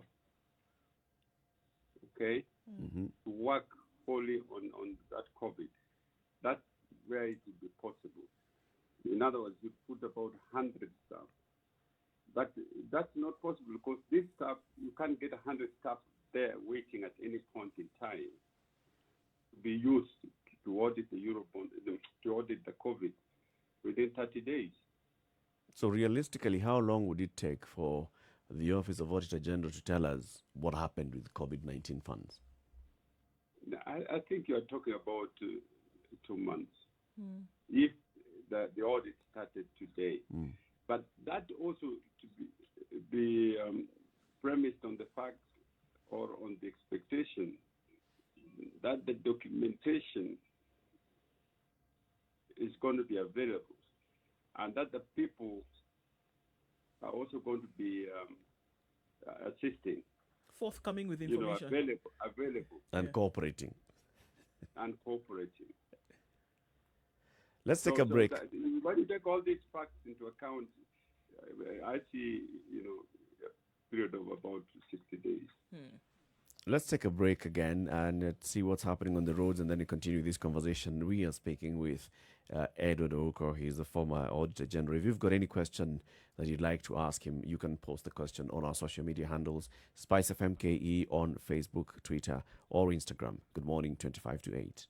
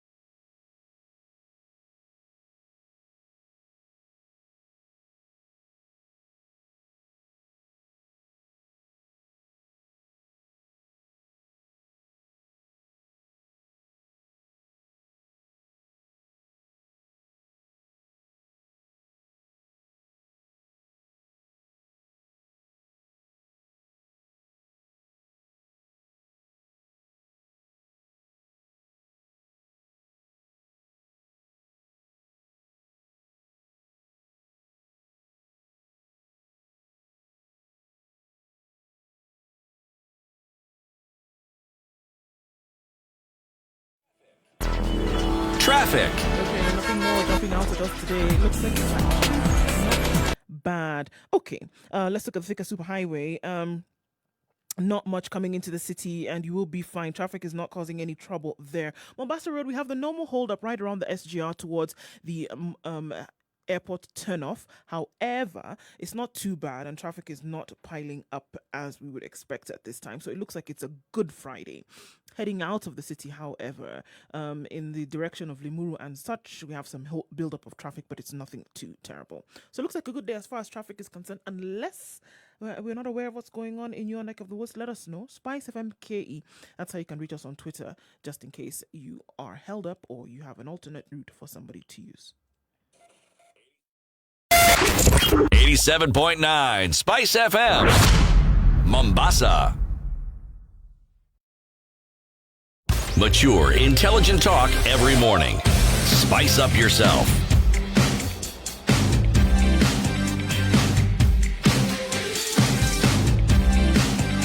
Mornings done right. 94.4 Spice FM, Nairobi. Auditor General Nduh Okoh. Right, so now, Eddie, as we continue to look at how you carried out these duties in the country, and then obviously dealing with some pushback when it came to this, do you see a situation whereby after budget still there is money that is unspent, and what happens to those funds that are unspent by the government after a fiscal year? The budget is never enough for the requirements of some of the what the ministries have to do. So having you can have a budget, and there's obviously you have been given a budget, but you cannot absorb it. That's what you mean the budget unspent. Mm-hmm.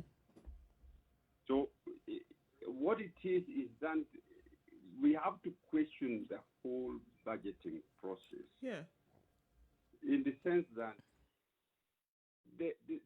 when people are negotiating for resources, there has to be a report, I would say, of the Auditor General on that particular ministry also brought to table, which should be telling those negotiating that this ministry is looking for more resources, but they could not absorb even the previous resource. The previous one. So that's how you then have this unspent issue coming in. But what causes this can lack come of absorption? I dare say, look, that can only come in if as you know, the budget we when it is being discussed, or the day of the budget in Parliament is really pomp day with the celebrations and all that. Everybody is very excited, is looking for what they are going to get, what the secretary or the CS treasury is going to give them and all that. That's good. But perhaps we must now look at this thing in the proper context. There should be, before even we get to that, the Auditor General, maybe by March, should have come to that same podium, the Parliament, and told the Parliament line by line what the audit issues were and what they said. People then can see the problem of absorption or the problem of misuse and management. So those should be very clear before even we go into the budgeting cycle or negotiation for resources. So that handles in a way what there is never a budget unspent. Is the budget not absorbed? This not absorbed. Why is it not absorbed? Yeah. Yet you have your program the year before when you're looking for that budget, and you are fighting in tooth and nail to have that money. Why don't they absorb it? From your experience, from auditing them, what is it that makes a department not be able to absorb that money? Well, obviously, sometimes when you throw a lot of money to a ministry, they won't absorb it. So that's one. In other words, but that's misallocation of resources because we haven't really identified where the needs are properly. So that's one. The other one is the planning for that expenditure. You know, when you're given a budget and you must have prepared your projects early in the year, such that when it comes 1st of July, the money comes and is put into use immediately. Then you have a chance of using that money throughout the year. And perhaps then start even be looking for more because you need money because you are performing. But if that process of planning and management is not proper, obviously you end up with first of all, you start absorbing this money, almost by December. Yeah. It's when you are ready with your project. And obviously, by the time you come to June, 6 months, you've only have not, there's nothing which Treasury can help you with. Treasury will be asking what, we have, well, they don't ask you, they have money for you, but they'll take it away or sometimes they allocate it under supplementary. So are you saying the reason why we see all of the this? Office of the Auditor General, we were always using our money in time. Yeah. I asked for my development money to build, say, offices, and I did them within 18 months and within the budget. Mr. Okoh, are we saying that this money that comes from the exchequer always arrives on time? There is double responsibility here. Yes. There is the double responsibility of the ministry to make sure that they plan well ahead to absorb the money. But then there is the other responsibility of the exchequer releases, which then go through a system which is also fairly bureaucratic. So are you saying that a lot of the problems that we see with absorption, with unspent budget, is because of poor planning across ministries, across the country? I dare say there is a good element of that. Speaking to some of the officers, though, in the departments, they tell you that because you are not guaranteed, if I ask for 100 million shillings, I am going to be given 100 million shillings. I may actually just get like 30% of that. They are also caught in that uncertainty. So even when they are making their own plans, they make plans, maybe their plans are for 100 million shillings, and they end up getting 30 million shillings. So there's a whole issue of now trying to see, so the money that has come vis-a-vis the plans that we had, how do we then reallocate some of these resources? So they are then caught up in that, should I call, whirlwind? Because what they had initially planned to do vis-a-vis the money that has come, vis-a-vis the explanation as to why you are getting just a small percentage of what you are hoping to get, affects their operations. Yes, we must now go to the budgeting process again, because at the budgeting process there's a lot of negotiations and a lot of give and take, and you are denied. In fact, in every case, nobody gets what they want. So when you are negotiating for this, you as the manager, you must know that there will be the case. Okay, it will be there are two issues that you budgeted for something which you'll absorb one, but then your project and your request for exchequer must also bear in mind that the other side, the treasury, has to raise that money, has to come in from tax for them then to disperse to you. So the cash flow coming in sometimes puts the treasury at a point where they cannot meet everything. So they meet those who are most ready. Okay. Yeah, so it is, you have to be ready. Okay, even me, I said I built offices within the time. But if you know how much I had to be on the ground personally to roll my sleeves to follow and supervise and, ensure that the contractors bring in their bills in time, their certificates in time, so that I can then put my request early enough such that when it comes, the treasury, the money, the list I've given, I'll pay out immediately and the work will continue. So there is that element. Mr. Okoh, let me ask this question. Is there any advisory role that the Office of the Auditor General has? Let me explain why I'm asking the question. One of the things that constantly confronts us when we look at the finances being managed in the counties is what we're discussing here. Somehow there's an absence of absorption, misappropriation, and sometimes I wonder, is it that the people who are put at the helm and who are supposed to look after these funds, is it that they don't have the capability? Is it that they don't have the training?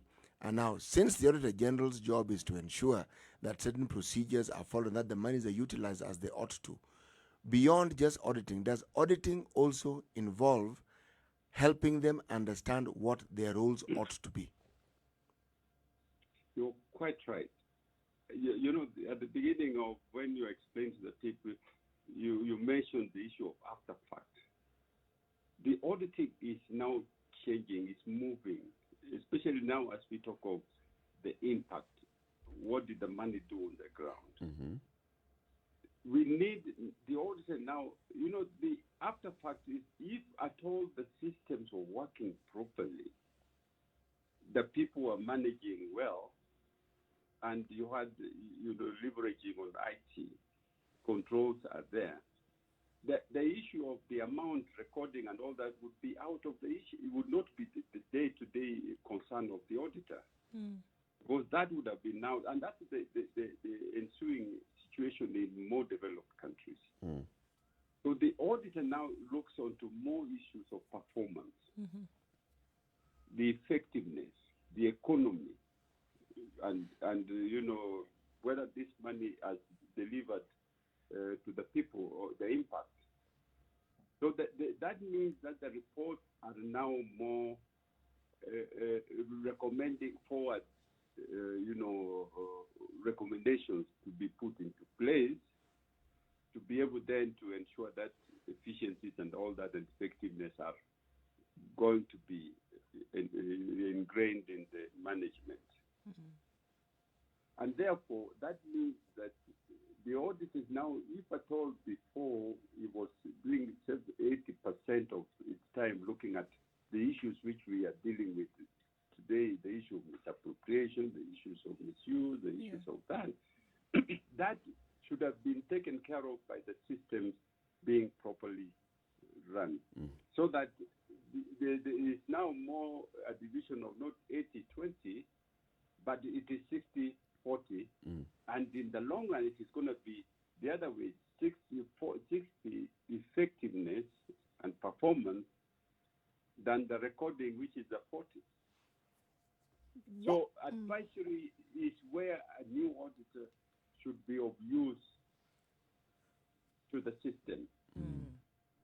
And therefore, this avoid these after-fact issues. When you did play an advisory role, what were you met with? I mean, because I can't imagine, like you had said earlier, that if you basically said that the monies that were being used did not go to the people as they should have been. I can't imagine that anybody would have been happy with that kind of report.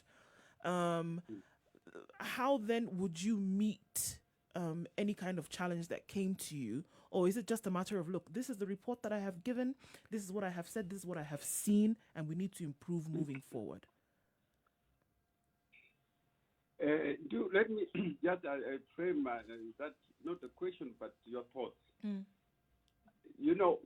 I said, the auditor should now going to be more performing, asking whether the money was effectively used.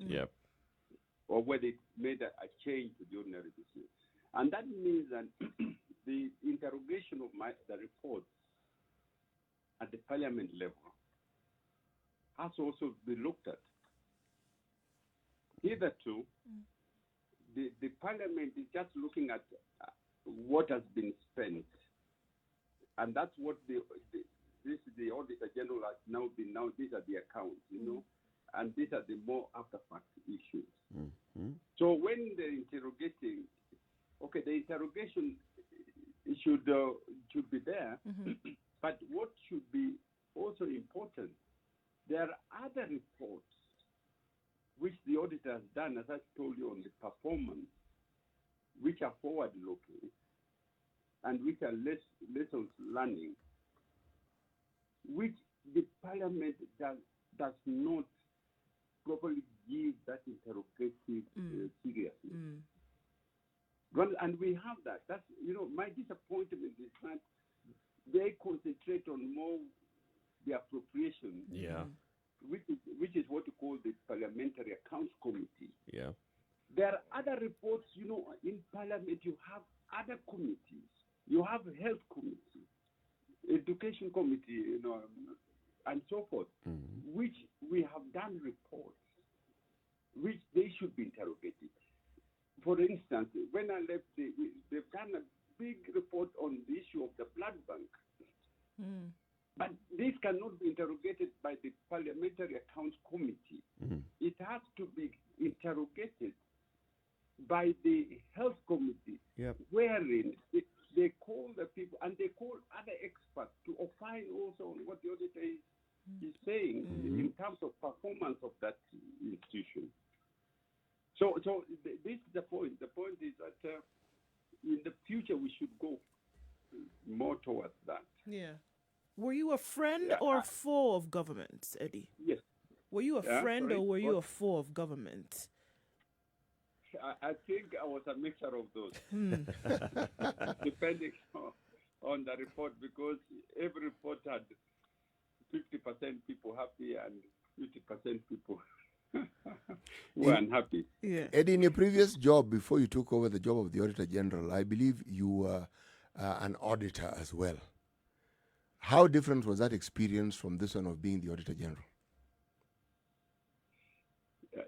I was the Auditor General of the African Development Bank for so many years, 24 years at the bank.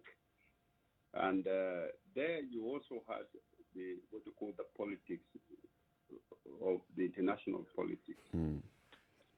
So that some reports would be challenged by some constituencies because it's hitting them hard.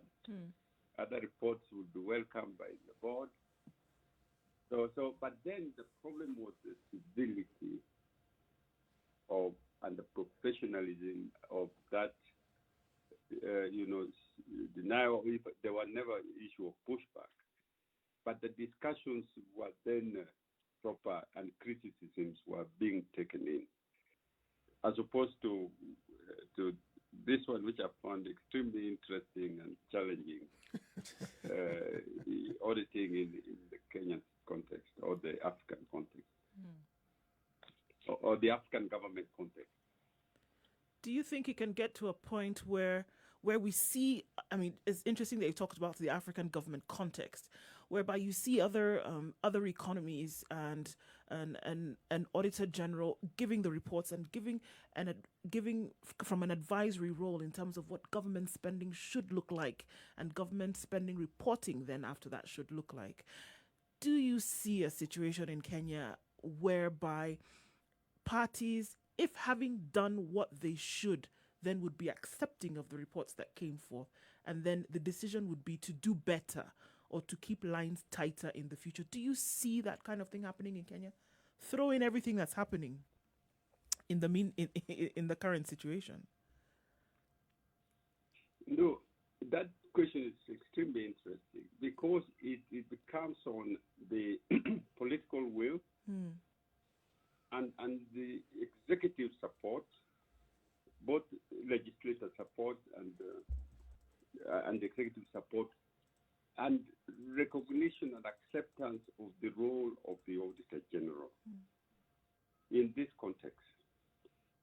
Really, an Auditor General should be as much used to the Parliament as he or she is to the President. But that depends on the politics of the day. So I'm seeing a future whereby, and depending on the Constitution, whatever change is going to have in the BPI, where the President, there's a distinction between the head of state and head of government. Because in the system which operated, the president was the chief executive. Yep. And that made it untenable because president is also a human being. Any human being will be protected. So you get me, current situation becomes very difficult for the Auditor General. But that is not to say it cannot be corrected. It depends on the way the executive will protect the office. Because the office, the president does not manage the day-to-day running of the ministry. Yeah. He or she will lead somebody independent of his line management to tell him some things which he may not be told. But that requires that the auditor is supported in that independent role. We want to thank you very much. To answer you, Yes. I think things are improving. There's light at the end of this tunnel. Thank you very much, Nduh Okoh, for speaking to us and for sharing, of course, your knowledge, your experience working with government, your recommendations for what we can do to improve our systems going forward. And before we let you go, we want you to hear today's proverb by C.T. Muga. Milk and honey have different colors, but they share the same house peacefully. That's what it should be, because our house is Kenya. Yep. There is the honey and there's the milk, the executive and the auditor. We have to learn to live together on making sure that we respect each other's constitutional mandate, and that we are all answering to the bigger house, which is the Kenyan citizenry. Asante sana. Very well said. Have a good day. And thank you very much. I think it's been a very interesting discussion, and you guys are much knowledgeable than I. Than you thought. Wow, thank you, Eddie. Asante sana and have a great day. Thank you, Titi, and thank you, Eric. It was a lovely morning, a lovely discussion. Asante Thank sana. you. Thank you. Keep it right here. The conversation continues in the Situation Room. This is Kenya's biggest conversation. Of course, we are broadcasting from Nairobi to Mombasa, Kisumu, Nakuru, Eldoret, Nyeri, Malindi, and worldwide on our digital platforms. In the next hour, we start looking at the impact of COVID-19. We have talked about this before, and we cannot stop talking about it because it's the reality of our times. COVID-19 has come. It has impacted heavily on the livelihoods of people, and we want to share this story with you today. Give us your experience. Good morning. It's 8 o'clock. Sugar and spice and everything nice. Spice FM. Spice up your life.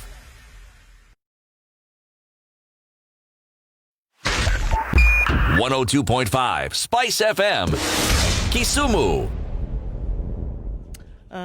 So where we see some traffic this morning is at the workings of the expressway. Might cause a little bit of traffic on Uhuru Highway leading all the way to Westlands this morning. That's where we see a little bit of hold up, but it's not too bad. Getting into the CBD from Mombasa Road, Langata Road, coming off from Gong Road, coming out of Westlands and from the Thika Superhighway. Not too terrible today, guys. Traffic is actually looking very good. Unless, I don't know. But, I mean, it looks good right now. A little bit of a hold up on Bagathi Way, but it won't take you too long to get out of that. Let us know what you see. Spice FM KE. That's how you can reach us on Twitter. Keep it moving this Friday.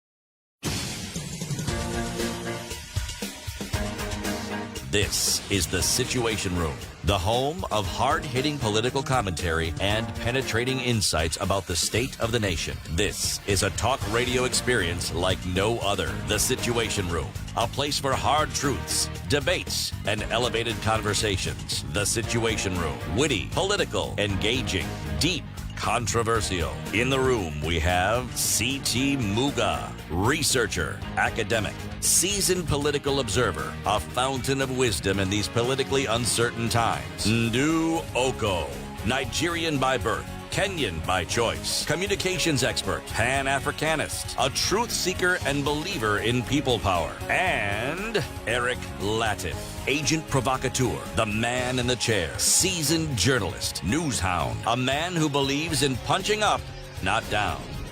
This is the Situation Room, the So only listening way to start the your conversation day. by Nduh Okoh and looking at what the county governments were doing in 2013, looking at how the county governments are operating now in 2020, he's told us about that lack of proper understanding of what the Auditor General's office ought to be doing. Some of them are just thinking, you come in, you ask us questions, we tell you, and you believe. So what did you do with this money? Yeah, this one we built a hospital. You know, this one is very expensive. Cost us 300 million shillings. And you just write it down, and you take it like that, and you present a report saying this is what this particular county government did. But he says the job with the expectations of the Constitution is completely different. Do you think we have improved in terms of the understanding of, let's say, those in office and then the citizens? Improved? Do you think that has changed? Is there somewhat? regard? Is there a better understanding of the functions of the Office of Auditor General? Must we actually understand the functions of the Office of the Auditor General? Why must we understand? I mean, as a lame person, what is my relationship with understanding the functions of the Auditor General's office? I will tell you. So, for instance, if you look at the just scroll up on the My Posts column and do there.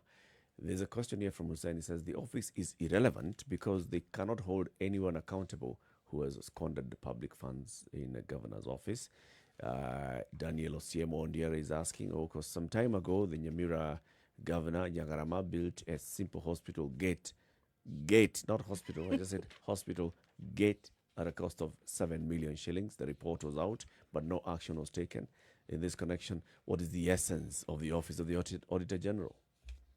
You see, the understanding with the population is, so you are there, you're supposed to come up with a report and show that there was misappropriation or misallocation, and you take action.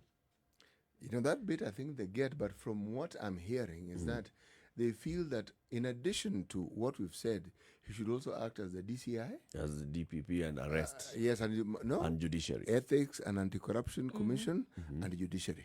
And it's not his, All rolled into one. and that's not the job. That's not the mandate of that office. He can point it out. He can say, look, or he, or in this case, she now, can point it out and say there are irregularities here, here, here, and here. In terms of my mandate constitutionally, I'm supposed to then make sure, or rather see to it that the funds that are being sent out are actually to the benefit of people and the communities in the country. Now, if I see that certain money was spent or not spent in this case, and it actually did not translate to that, your job is not to prosecute. Your job is to point it out. Your job is to point it out. Maybe, okay, now that we are looking at the realities of our constitution and things that are working, and should the Auditor General's office maybe given a bit of teeth? So beyond your report, if you actually find that there are serious questions, then What sort of teeth did you have in mind, Eric? you have. I was just thinking of when we spoke to the head of the National Construction Authority. Yes. Told us about the amendment that now give them teeth. So initially, what they do is they license and allow a building to come up, and if somebody has not adhered to the law, they just go and put an X, and they expect that somebody else is going to follow up and there's going to be punishment. But now they've got the mandate to actually impose fines and such other restrictions, including even the gazetting or the registering a contractor. You see that then gives a bit more power and might to that office. So, for instance, in this particular case, if an Auditor General has gone and come up with a report that shows clearly there was direct misappropriation and misallocation of funds, even if we don't say that this Auditor General then takes the matter up as prosecution, but there's something that they can do in the interim as the EACC gets in there to start investigating. Or maybe the report should be compelling the EACC to take action. Or suggesting that there's some kind of discrepancy here or irregularity that needs to then be investigated and putting that forward.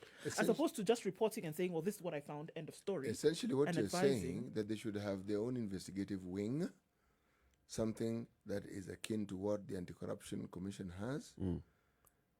Or Or widen the scope of their mandate to then allow them take any kind of irregularity or discrepancy that they see to a body then who is tasked with such things. Actually, there's nothing wrong with them having an investigative body, and even as a body that can actually carry out some of the functions. yeah, some of the audit Yes, functions. related functions that may be criminal. There's nothing wrong with it, because essentially that would be giving them the sort of teeth, not only teeth, but given the specific expertise that is required of them, it would also mean that crimes or issues, misdeeds relating to that particular function would have actually, yes. Good thinking. Good thinking. Could have asked him that. We'll ask him in future. No, we don't have it, that is for sure, because everything No, it's not gets there now. everything That's No, what- gets his shunted. thoughts about Yes. something like that. That would have been a good Whether thing.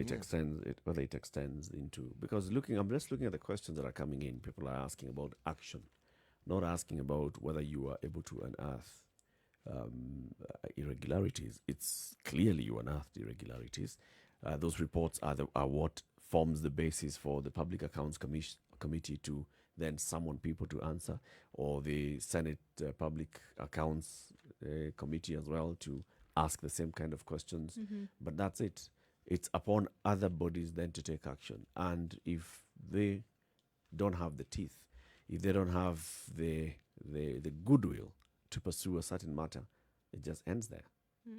Even going into the issue of what you were saying, before we get into the whole budgeting, the negotiation phase of the budgeting process, getting the Auditor General should be a requirement. Yeah, before. So in let's Parliament- first of all hear, what did you do with the resources that were allocated to you in the last financial year? Were you able to absorb everything? If you're not able to absorb, if you're only able to absorb 60%, come and explain why Right. you were only able to absorb 60%. And then that forms the basis for the next allocation of budget. And then your budget lines then could actually change or could be altered based on that. And there's something else that he said was very interesting, that it was clear to them that there was a lack of understanding then when it came to some budgetary activities for people across counties, especially when devolution came into play. What was it that they were supposed to do? So by the time you have non-absorption of budget or unspent budget at the end of the day, it's not necessarily because, one of the reasons was that sometimes money came in late. However, then understanding of how budget then should be spent vis-a-vis what you allocated from the previous year. So, there's just so many things in play that it's not just, because the process is not just putting down lines. It's really taking into consideration what happened in the previous time. There's something also interesting, I think, when you're talking about funds, non-expenditure, non-absorption. If there is money with the exchequer, if there's money with treasury, all right, and it's meant for some specific purpose, and you, the county or the intended recipient, do not meet certain requirements for actually accessing that money, it can be reported that you have not spent that money. But in reality, you actually never even got it in the first place. But it's money that is meant for spending. But then, remember what he said, that his office was able to absorb almost everything that had been allocated to them. My friend, if they couldn't absorb, would have had a problem. There'd be differences. They would face the same challenges as all the other government organs. Yes. In terms of how soon the treasury releases money for your job. But he'd make sure that you and your contractor are well aligned, so that by the time the treasury is ready to release your money, you You're take ready it to go. immediately and you spend. So what we see is state departments and county governments not ready for the national treasury comes in. So the national treasury is looking at, so who looks ready to take up this money? So you take, because these other guys are not ready to even absorb the money. It's about how you're managing your own projects as you had budgeted for them. That's why the issue of capacity was raised by myself. Because sometimes you can have someone who we are told has the qualifications, but qualifications here is not just the papers that indicate that you understand accounting or finance, but you also understand the constitutional requirements. Because if you don't align those two, then there'll be no shortage of issues that will come up. You may have spent the money but spent it wrongly. Yep. You may have spent the money but spent it in the wrong place, in the wrong manner. Or even in documenting your expenditure, you may get it wrong. You know, that matter that we're discussing about giving that particular office more teeth is still in my mind. And I was thinking of the US of A. Their department, which is equivalent of a Ministry of Finance, their ministry or the state office, they actually have agents whose job it is to look for such issues, meaning crimes related to matters pertaining to that office. Yes, there are officers who, yes. Yes, officers who have the same capacity as those whom we have, for instance, in DCI.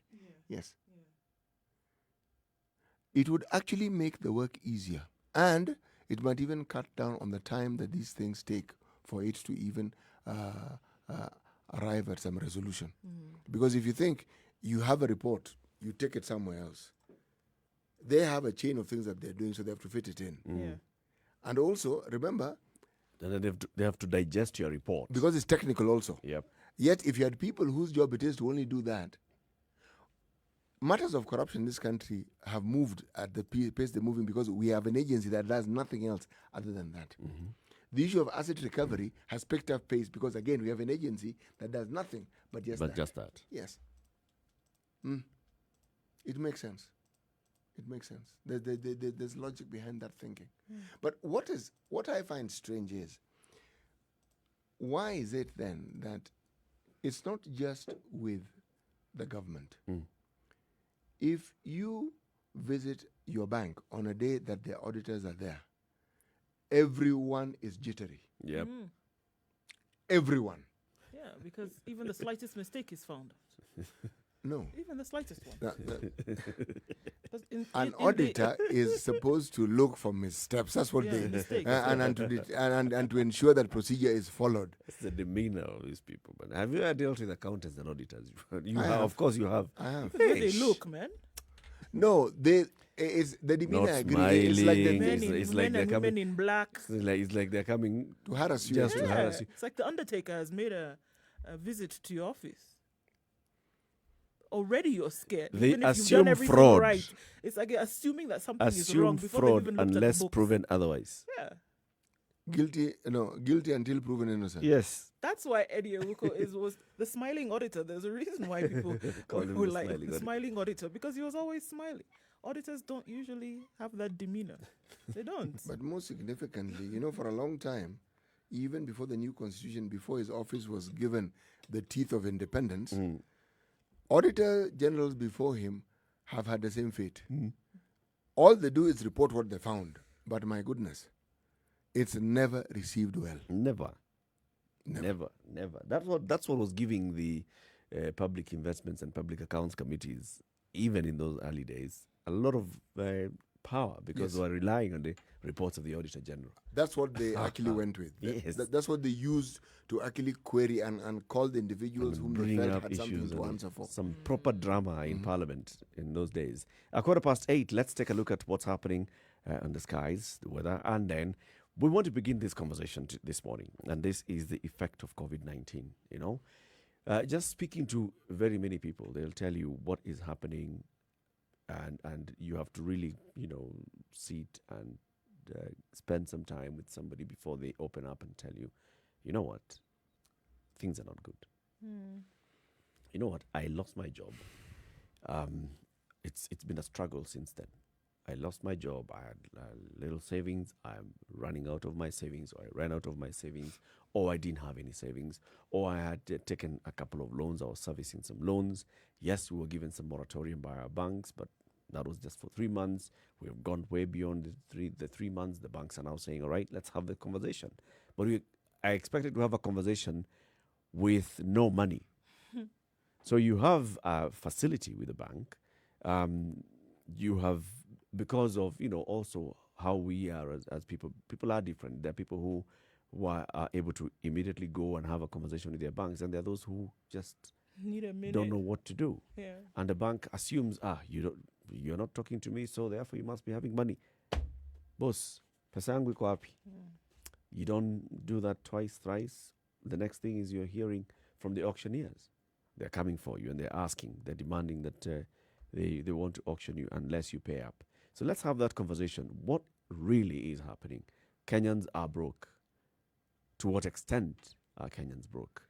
To what extent are we really suffering as a society? To what extent do you know of somebody who is going through a problem? Or if you are going a problem, let's just open up this morning, okay? And talk about this. 17 minutes after 8.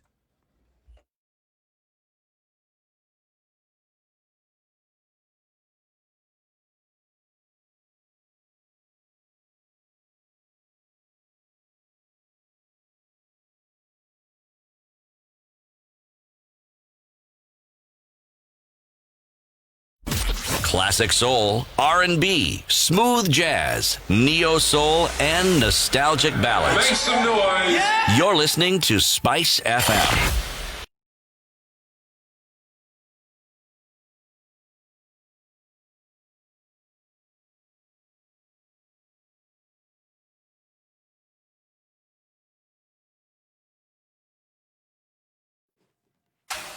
The weather with Spice FM. 14 degrees, we'll both have high of 24 today. And yes, it looks like rain is in the offing for most parts of today, well into Saturday.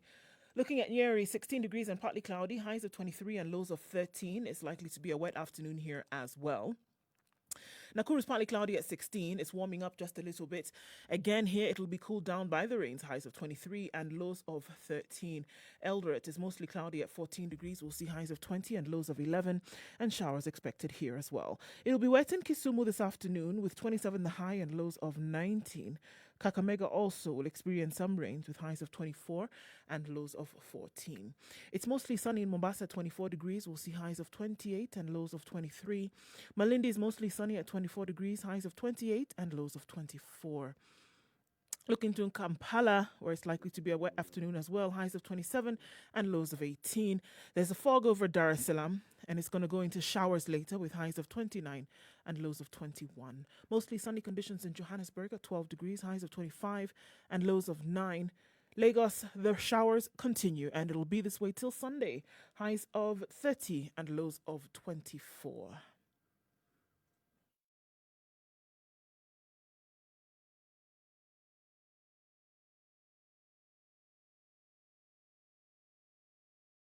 Mature, intelligent talk every morning. Spice up yourself.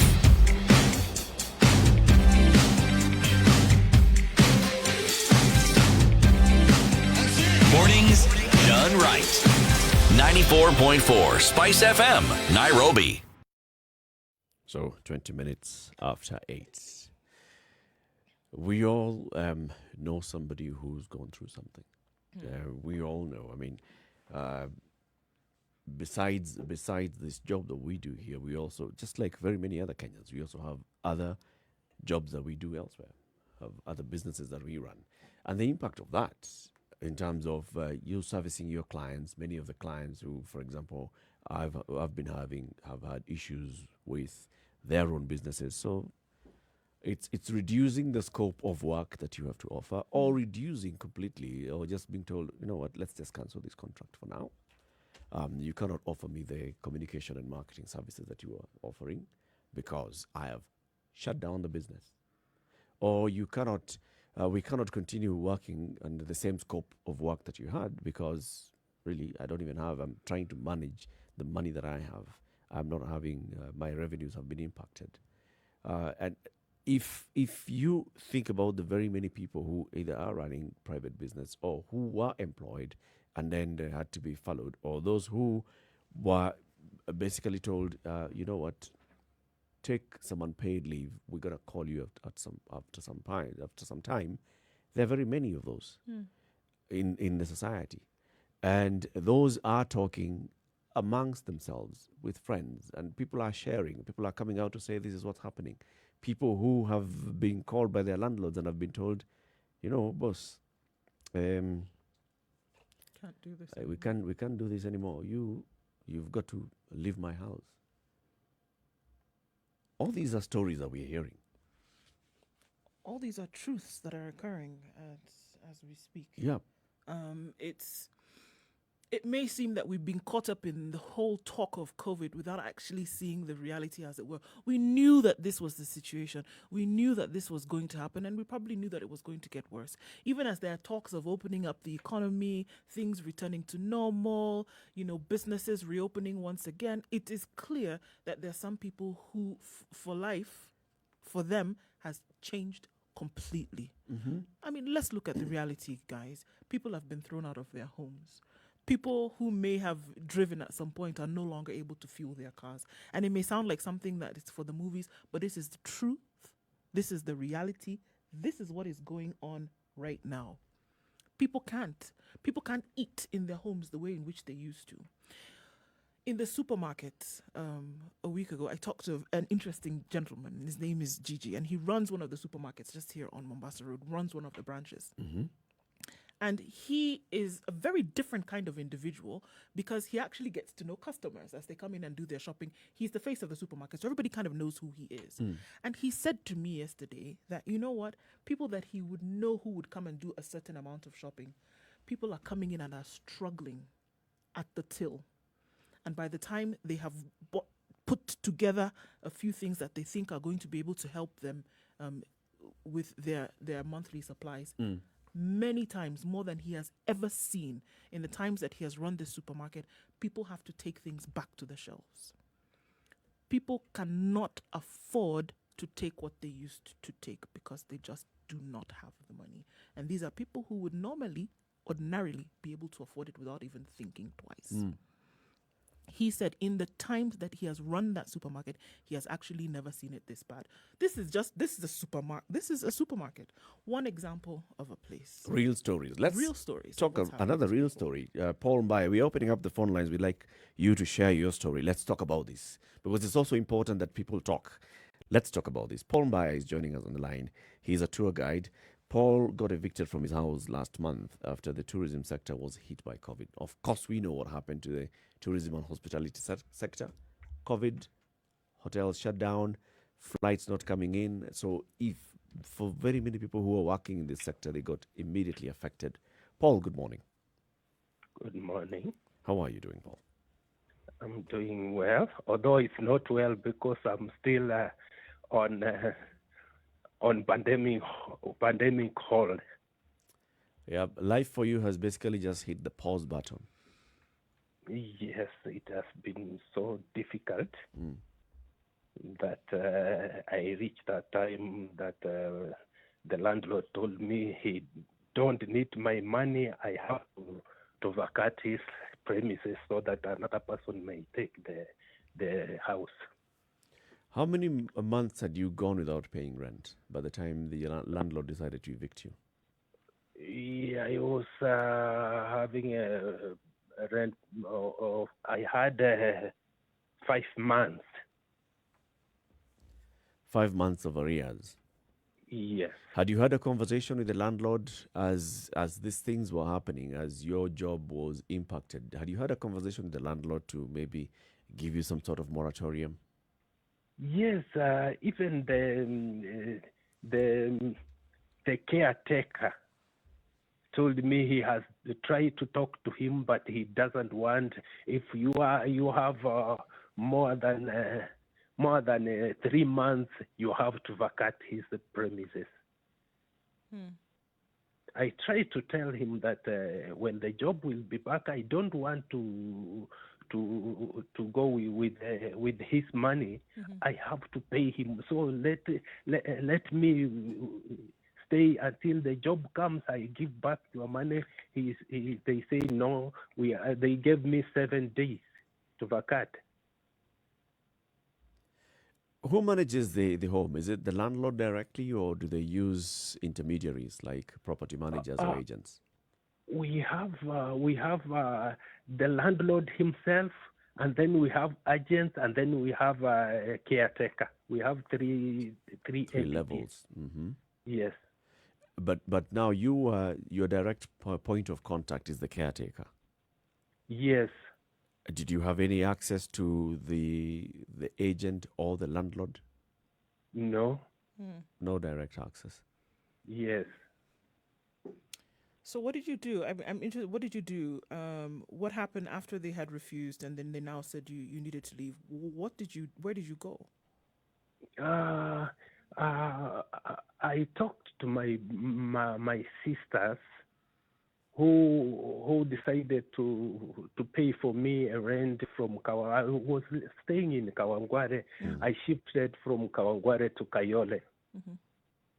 Now I'm staying in Kayole. Even now they are the ones who have paid this month because the job hasn't come yet. I've not resumed. Okay. And are you waiting for that job back, or are you trying to look for another one? That's my profession. And according to the situation now, many people doesn't have a job. We have many professionals now. The jobs are scarce. Now I have to wait because even if I want to start a business, I don't have a capital. Yeah. Just thinking about that eviction and how it happened, were you allowed to leave with your belongings from that house? Because we also hear of very many other instances where landlords actually come in and they weld the door, and you're expected to go and find somewhere else to live and leave everything inside. We've read of stories where they welded the door with someone inside the house. Someone inside the house, yes. What was the experience for you? Yeah, on my side, because the caretaker has been, he knows me and he knows my character because I'm not a person who does things without his knowledge. He told me that I've been told that you have to vacate. We were 3 people who were to vacate, they gave up 7 days. Now, he told me that what you have to do, you just vacate with your things, take your things and go. Because within 7 days, they'll come and throw everything outside the house. Most houses that people rent have something called a deposit. How many months deposit did your house have? I had 1 month deposit. Yeah, because when I enter, I paid 2 months. Was that utilized in any way? Or were you given back the deposit? Because I had 5 months now, there was nothing to claim. Okay. Paul, so what do you think? As you sit now today, as you wake up this morning, you are now living in Kayole, other friends and relatives are helping to foot your bills. What is it that is going through your mind? Where do you see a light at all? Is there any light at the end of this tunnel for you? Yeah, I had my own company, tour company, which I had joined the company known as safaribooking.com. And before the pandemic came, I had many clients who had booked, but they canceled because of the pandemic. Now, my hope is that when the job resumes, because I had been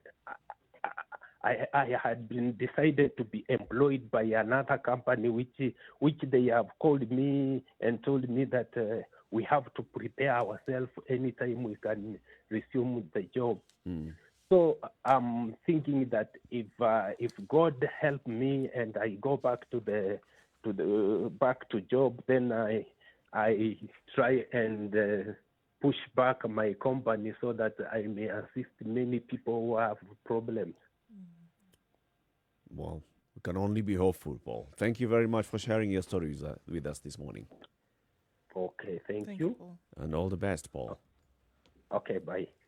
Hearing your stories this morning, 0719-012-600, or also on our social media platforms, Twitter, Spice FM KE, or Instagram, or YouTube, or Facebook as well. What is happening? I mean, why are Kenyans broken? What is it that we as a society can do? What can the government do? Is the government aware? Is the government listening to this? Is the government reacting to what is happening? Data coming quarterly after every few weeks from the Kenya National Bureau of Statistics that shows, the latest one was showing how many million people who have lost their jobs just within this period of COVID-19. 1.7. 1.7 million jobs gone. That is 1.7 million people who don't have a job. That means the people who've been impacted are even more than 1.7 million. Because the 1.7 represent those who are actually working, but they also have dependents. Yeah. Yes. Let's take a look at traffic, and as we do that, we'd like to hear your story, 0719-012-600. Hear the story and also start thinking of the solutions. And what is it that we expect? What do we expect our government to do? What do we expect the rest of our society to do? What can we do? What ideas can we come up with? 27 minutes to 9 o'clock. Good morning. Spice FM. Njeri. Spice FM. Spice up your life. Traffic.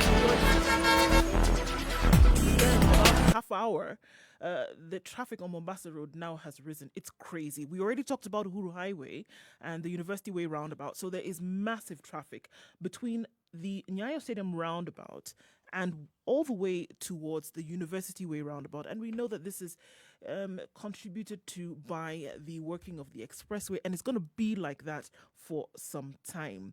So they've actually said that because of the workings on the expressway, you're going to expect heightened levels of traffic, and they're trying to make it as comfortable as possible. So we will see traffic around Cabanas, the next General Capital Center, all the way towards Kenyatta Avenue. And this is likely to be the case for a few weeks, apologizing for the inconvenience that may be caused as they endeavor to improve the existing infrastructure along the Mombasa to Nairobi highway.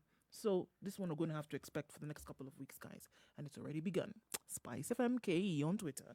Talk to us where you might be stuck, and let's see if we can find an alternate route, or at least keep you happy while you wait. Sugar and spice and everything nice. Spice FM. Spice up your life.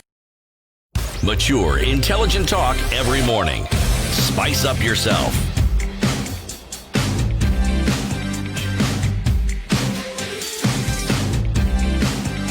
Mornings done right. 94.4 Spice FM. 25 minutes to 9. Tony is on the line. Good morning, Tony. Yeah, good morning, guys. How are you? Good We're well, morning. thank you. You're calling in from is it Ongata Rongai or is it from Rongai? From Ongata Rongai. All right. Rongai. Okay. Okay, I've been listening to your show from actually very early in the morning, from 6 in the morning. Yeah, and it is. I would like to commend you guys first for what you're Asante. doing. No, yeah, this is very important. And now let me come into what the discussion of the moment. I was hearing about what Paul was saying, and it is very bad.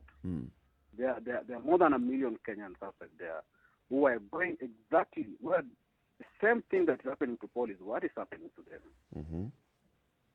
You see that you've stayed in a house for 3 or 4 months. Your landlord is there. They want the money. Maybe there's another tenant who wants to come in. You cannot pay. Your landlord come to you and tell you see now, if you cannot pay, I'm willing to let you go. Just go. But if you can pay for the 4 months, you will pay later on if you have a job. But you see, some of these jobs, we are waiting on the government to allow things to resume. So you see that even as much as you're going with the 4 months arrears, and you're waiting for things to open, then when the president talks, the thing is the same. 30 more days. 30 more days. You know, it's too much for the normal monarchy. There are people who cannot afford bread. There are people who cannot afford even a meal in a day. Yeah. It is quite unfortunate. What is our way out of this, Tony? What would we need to do to get out of this?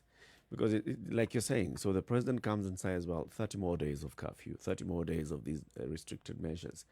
And that uncertainty is adding onto the impact on people. What do we need to do to get out of this cycle? The first thing, I would like to know the difference between what is happening in Kenya and what is happening in Tanzania. I've noticed that our artists are going to perform in Tanzania. Why is it that we cannot come up with ways that can protect the livelihood of the normal Mwananchi and the livelihood of the big guy on top there? Because you see, normally we look at it this way, that most of the guys who are suffering are people who don't have money, people who are poor. The higher niche, the higher class, the 5 or 10%, they're okay. They're okay. They know they can do this, they can do that. The government has to come up with a way that will shield its own people from what is happening everywhere. COVID is a disease that with proper care, proper protection, guys can learn how to deal with it. Can I ask a question? It is actually true what you're saying, absolutely true, that those whose earning capacity is in the lower brackets have actually been hit hard. But are you saying that those who earn a little more have not been hit by COVID? No. They've been hit hard. I'm saying there is the higher niche, the 5%. These are our leaders, the MPs, the governors, the higher 5%. Leave alone the middle class. The middle class are been hit already. They are selling things by the roadside. Someone goes to work, they have to pass by the market, buy some cabbages, pineapples, come and park by the roadside. To sell, to get dinner. The middle class have been hit already. Yeah, you see, the middle class and the poor people, they are in the same category. We have only two classes here. If you have money and if you don't. Those who don't have. Yeah. It's very simple. And the thing is that it is very unfortunate that this thing come in the middle of a pandemic. When you're listening to what these guys are talking about COVID, they're grilling Mutahi Kagwe, they're grilling the other guy from the director of KEMSA. It is like a script. Nothing is happening. How can they give it? Are you seeing anything there? Not yet. It's a script. Nothing is happening. Tony, and the normal guy down there. Thank you. Thank you very much for your share, your views this morning, and also your experiences. And we ask you to continue listening. We are asking for your opinion, for your experience during this time. How has COVID-19 impacted you financially thus far? 0719-012-600, or also on our social media platforms, Spice FM KE on YouTube, Facebook, and Twitter. That's the question you're asking. We just want to have a conversation this morning, also asking, so what can we do? Den Trends on Twitter says, very broke. It is. That's just it. Very broke. You get to the point where that people don't know. And I think that we have quite a lot of people also who are quiet about the suffering that we're going through. Across board, people did have to experience cuts in salary. And it was a time of grumbling and complaining that as it is, you are struggling. Then you get a salary cut because of COVID, and you ask yourself, what are you going to do? But then I'm looking at the other side of it, where at this point you're thanking your lucky stars because you even still have something that you can use. There are those for whom the entire source of livelihood was removed. And that's what I'm looking at now. How are they actually surviving? Remember, one of the things that we also saw, or we witnessed, or were told about, was that the moment we opened up the curfew laws and the travel restrictions, many people took their families to the rural areas. Yeah. Coping mechanism one. Meaning, the rural areas, you don't have to cope with the issue of paying rent. The normal expenses that you endure in town are not there. And it is, hopefully, basic sustenance, as in just subsistence living, is easier afforded in a rural setting. But in my mind, the most significant thing has been, yes, COVID has come with its economic hardships, unpredictable as they are, but it is the speed with which we have determined to change with the times. Let me explain what I mean. COVID has come with change. And in my mind, the biggest problem has not even been the things we mentioned. Just the rapid and drastic change and coping with just the thought of it. Because when someone anticipates that they will go back to the job they had, and chances are that particular industry has shut down, there is no job to go to. Yep, true. So the thinking ought to be, what else can I do? What else can I do? But the shock related with the change prevents you from even thinking along those lines. So let's take a couple of more callers because their phone lines are basically just going all red. Fred in Nairobi. Good morning, Fred. Good morning. How are you? We're fine, thank you. Good morning, thanks. Yeah, how are you doing? We are well, thank you. How are you? I'd like to fine. I'd like to take this opportunity to commend you guys. You're doing a great job. Asante. Thank you. And I'm an ardent listener of your program every morning. And it's the first time that you're calling in. Yeah, this is the first time I've been calling in, but I've been listening for almost 1 year now. Very good. Thank you very much. Thank you very Fred. much for listening. Now to my contribution. I have been a hotelier for a while. And we were the first people who were hit by this coronavirus pandemic. Yep.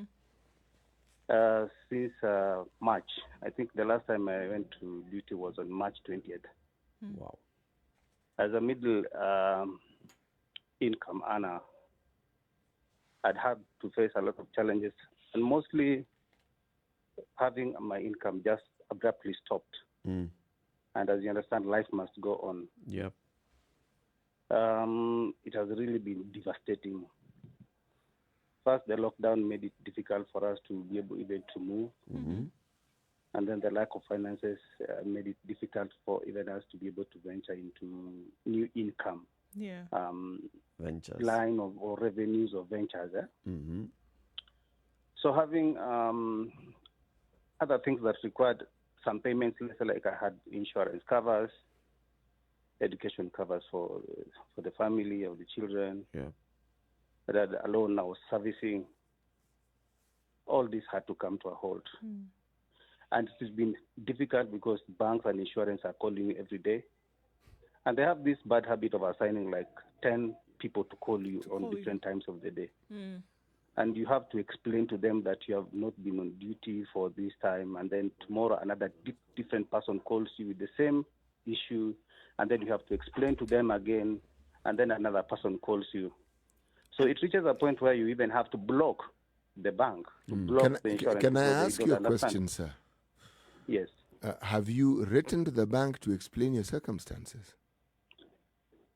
My discovery or my findings on whether you talk to bank or insurance, they have behaved very differently. I walked into my bank. Immediately I went out of employment and informed them that I'll not be able to service my loans because of this situation. They told me that they have rolled out a plan to cover all people who have been affected, which went for 3 months. Yeah. And then after 3 months, I still went and told them I'm still out of employment. Now they told me that they cannot extend for the next 3 months. If I have to pay some arrears that I had for me to qualify for another holiday. What arrears were these? Were they previous arrears or were these arrears for the 3 months? When it was arrears, it was a 1 month arrear. That 1 month arrear just came before we were before you from work because of So you can imagine when I got the payment for the month of April, I just had to offset what was very important, that is the house rent and the food, because there was this thing that we would go for a lockdown. Yeah. Yeah. So everybody had to do shopping for at least 1 month or 2 months just in case there would be lockdown. So the reality is, by the time you are going to the bank on the 4th month, you've already exhausted the resources that you even had that could have covered any arrears. I had already exhausted everything. I even had to go to withdraw the savings I had for the family for emergency, just to buy food. The side hustles that I had depended also on the industry of the hospitality. Yeah, it's in the hospitality sector. And most people are told, work from home. So you can't even serve them tea in their offices because we are already working from home. Yes. So my general feeling is that the government is trying to do much, but the much is not affecting much. Sorry for using too much of much. But what I mean is much of what you're saying. It lays the emphasis nicely on the matter. Yes. It's thanks, but my opinion is the way the government is trying to handle COVID-19, the impact is not on the poor. The impact is affecting only the rich and those people who can be able to read from COVID-19. Because I listened to the guy who called earlier on, and what kind of frustration he has gone through. Yeah. What is the government doing about that? Nothing. So when you listen to these panels where Mtaikagwe is called, or this person who was in this COVID-19 billionaire scam, I ask myself again, how will this help me? I have watched, I can tell you, so many of these panels of investigation on scandals, but I can tell you, I have never seen one thing the light of the day as this is what was found, this is what the guilty people have to pay back, or this is a case that has been closed. If I said that this is just one of the Kamoror Dam, the Kenya Power, the oil scam, it just joins the queue scandal, the very many other just things. Like a soap opera. So we are in this episode of COVID-19, and after this we are going to have another one. How about us? Very, very, very, very valid points. Fred? There's something I'd like to say on this matter of the debts that you owe to the bank and the insurance. I asked if you've written. These institutions do not really abide by what is spoken. You need to write to them. Actually write, and even probably with a reminder stating your position, and if you can't pay, telling them you can't pay. Why am I telling you this? Every time one of these 10 people call you, you will have a reference point, the letter that you have written. Yes. You want it documented. So you've been documenting Let me tell you, I have done this, and I went to their offices. They gave me a form telling me that if you want to be served as per your request here, you have to complete the following forms. I have completed the forms, and they have given me a copy of the form. When I went to the bank, I wrote an email to them. Unfortunately, it's like when you speak to one agent of the bank, it is not a universal thing that somebody else can access. The reason why I'm saying this is that I can have a telephone communication with a bank agent, and before I make that communication, there's information telling me that this conversation is recorded.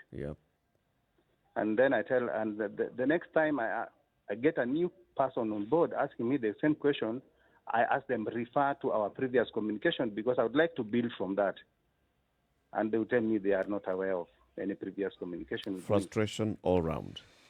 So it sounds like when I speak to somebody from Spice FM or I speak to somebody from a bank, it's a personal thing. So when the next person comes, they just don't pick it from where we had It's not an institutional conversation, it's a personal conversation. Yeah, so it begins again. So you can imagine how frustrating it is to tell somebody, I've not been at work for March, I'm even looking for something to eat today.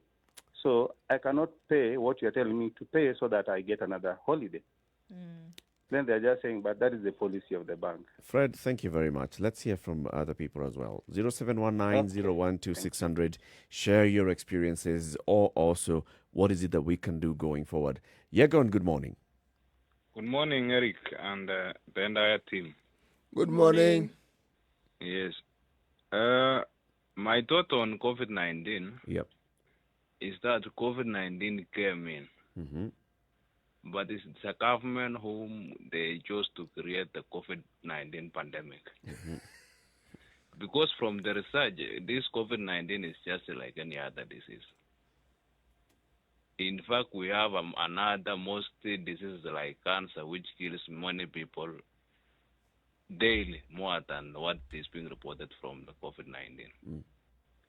So if this COVID-19 really was a real thing that could clobber us, you can see the price of the goodies. 500 mils of Brookside milk still costs the same before pandemic, during pandemic, and even up to today. What is the price of buying tokens? The same price. If not more expensive. It is not more expensive. That shows that the government are aware that this pandemic, this COVID-19, is not a serious thing that has affected our people. It's only them whom they still want to milk from these donors. The issue of creating more millionaires seems to be an extending trend. But if the government was more concerned of the middle class people, in fact, those affected are these middle class people. As said by the previous caller, that this pandemic doesn't affect the people, the poor people. That is real, because people who are farming in the rurals, they harvest all their meals in the forest, in their farms. They can cook using the butter from their dairy products. They don't know what is pandemic, what is COVID-19. In fact, they call you, how is pandemic that area? When the CS or BS is announcing that in Nandi today we had 4 cases, in Wajir we had 4 cases. But to them, they feel that those who are working in Haban are those who are affected and they are near to the COVID-19. So the government should even declare, they should stop even announcing this daily as a briefing. Let us just look, for example, Tanzania. Tanzania are working on well. Even America, I was seeing drum money during these campaigns. People are still attending like normal days. So this issue of COVID-19 was like something which those white people are starting to read more into it because of where they are at. Because of the impact that it's having on their lives. They thought this COVID-19 will finish us Africans. That's why even BBC still reports that why low death, why low cases. And even in Kenya right now, we are saying that COVID-19 is declining. No, because if today we can say out of 1,600 samples, we have 272 positives. That means that the testing level is low. It is if true. they could be testing like 4,000 before, we could still be reporting 700 higher cases, positive cases. Yagon, thank you. Let me pick John, who's calling in from Nairobi. Good morning, John. Good morning, Eric, City, and Nduh. Good morning. Good morning. Yes, I'm calling from Nairobi. I'm also one of the many Kenyans who lost their jobs early in the year. I was working for a renewable energy company that was supplying fuel to schools, and schools made up about 90% of our customers. So when schools closed and there was no longer any revenue coming in, and then it was clear that schools won't be open until later on, earlier on next year, then of course the board had to make a decision to make some employees redundant. Unfortunately, myself and many other people lost their jobs. Now, what I decry myself is the inability of government, of course, to keep a database of who these unemployed people are. And of course, for the stimulus packages and the other injections that the government will have done into the economy and to support the unemployed, there is no such a database. And people are suffering quietly. If Huduma number was successful, which was another big elephant that happened, then of course the government would have known who are employed, these are their contacts, how many dependents they have, because that is all the data that we provided. John, if I may ask, yeah, please do. After you lost your job, so what have you been doing? How have you been surviving since then? Fortunately for me, at least I had other contingency plans. So I had saved up with an education plan with an insurance company that had run for 8 years. So I withdrew all that money. And then I had my car, my wife's car. So I sold mine, converted one into a taxi. The other one also became a taxi. So at least I have two. And I cannot say that I'm lacking food. But how many other Kenyans didn't have such plans? Some so, contingencies. Yes, my kids haven't noticed that anything has happened because nothing has changed for them. But many other Kenyans are suffering. But of course, the other thing that people realize that they have to do is, even though you are a professional and you are highly educated, these are your qualifications, what else can you do? Can you swallow your pride and do something else to put food on the table? Survival is the most important. Sure, Exactly. John, the thing, it's very interesting that you said that. Could there be a way that, all of these names could be put in one place? Because what are we talking about that people need? When you realize then you don't have anything, what is the first need that you have? When you wake up in the morning and you realize that yesterday I had a job, today I do not, and there's no income coming in, what is the necessity at that point? Food on the table, making sure that people are fed. That's it, right? Making sure that rent is paid. So needs against the number of people then who don't have a job. And I thought that was interesting that that information can be put in one place, isn't it? Yeah, it should have. And then, of course, at this point now, the unemployment pool has even grown wider. I've taken a few interviews myself in the last few weeks, and what I've also realized is that because HR professionals know that there are many unemployed people, it's interesting that market rates have reduced. So if a certain salary was for a certain position in the industry, you realize that many employers are no longer willing to pay that high. Yes, because they know that it's not just you who are unemployed, but we have many other more overly qualified people that are looking for the same jobs, which I find very dishonest, so to speak. Because why would you lower market rates? Because now you have more people to take advantage of. We hear you, John, and thank you very much for sharing your experience this morning. Thank you very much. Asante sana. This is a Situation Room, Kenya's biggest conversation. This morning we're talking about the impact of COVID-19 on people's livelihoods. How has COVID-19 affected you so far? Also, comments coming in on social media. For example, Becky Kim says, listening to Paul, you feel the pain. Then you see someone say a TBBI will cost only 2 billion. Honestly. 0719-012-600 is the number to call. Also, Spice FM KE, Facebook, YouTube, and Twitter. You can post your comment there. We want to talk about the impact of COVID-19 today. We also want to have a platform where people can express what they feel, express how you are faring in this time, express what you're going through. This is it. Good morning. It's coming up to 8 o'clock. In the next hour, we continue with this conversation. Or 9 o'clock. 9 o'clock, actually. Yes.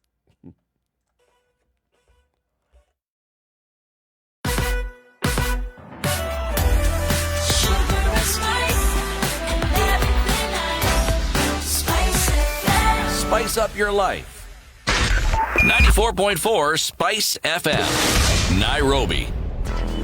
Traffic.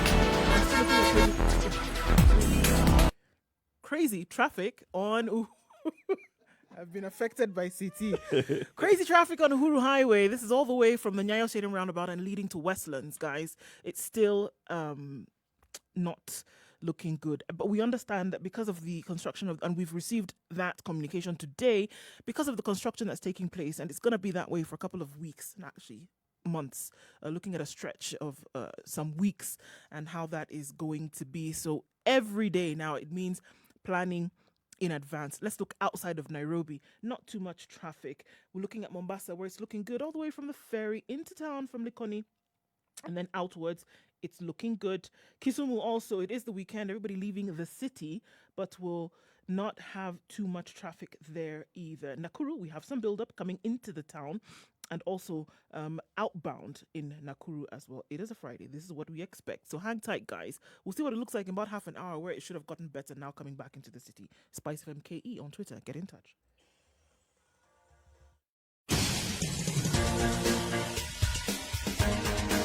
This is The Situation Room, the home of hard-hitting political commentary and penetrating insights about the state of the nation. This is a talk radio experience like no other. The Situation Room, a place for hard truths, debates, and elevated conversations. The Situation Room, witty, political, engaging, deep, controversial. In the room, we have C.T. Muga, researcher, academic, seasoned political observer, a fountain of wisdom in these politically uncertain times. Nduh Okoh, Nigerian by birth, Kenyan by choice, communications expert, Pan-Africanist, a truth seeker and believer in people power, and Eric Latiff, agent provocateur, the man in the chair, seasoned journalist, news hound, a man who believes in punching up, not down. This is The Situation Room, the only way to start your day. This conversation continues. Chris Amolo says it's terrible, just hanging on there. It's depressing. Abu Jamal Dennis says, I was a private tutor of ICT in a college in Njeri. Learning institutions have been off since March until further notice. Times have been tough with monthly bills to settle. Yesterday, I met a colleague who I worked with. He's ventured into welding, from an ICT teacher to welding. Times are harsh, and this is the story that's everywhere. I mean, this is hakuna kazi. The youth are saying hakuna kazi, wengine wetu wanahustle vibaya sana. 0719012600. How has this COVID pandemic impacted you financially and in your livelihood? I mean, just looking at the fact that, yes, we still have quite a number of people. And it's interesting because we said before that COVID is democratic in that it's across board. It's not just people on lower levels of society in terms of an income. It's across board. It's people who used to earn in the millions on a weekly basis in a certain sector. And then because of this shutdown, you're going to nothing. It's people who were assured of at least a certain amount every day by virtue of the kind of business that they did. And then that has disappeared. And so that's why I asked the question. And I'm saying, what do people really need? It's where you had a luxurious life at some point to whereby you're saying, I need to be able to buy bread and milk for breakfast. In some cases, remove the milk. I need to have something hot in the morning and make sure that my children have. It sounds like something for the movies, but this is the reality. This is what is happening right now. There are people maybe who probably are too shaken to even say this is what we're really going through. And unfortunately, we can't see when this is going to end. Actually, it's not one of these situations that you need to put a brave face for. This is one of those situations you need to face head on. Because that reality isn't going to go away tomorrow, the day after, even next week. It's here for some COVID time. is going to be with us here for some time. You know, the one pandemic that people don't even think it was a pandemic, but it was, that killed over 300 million people in the previous century was something called smallpox. I know people don't talk about smallpox simply because it was eradicated.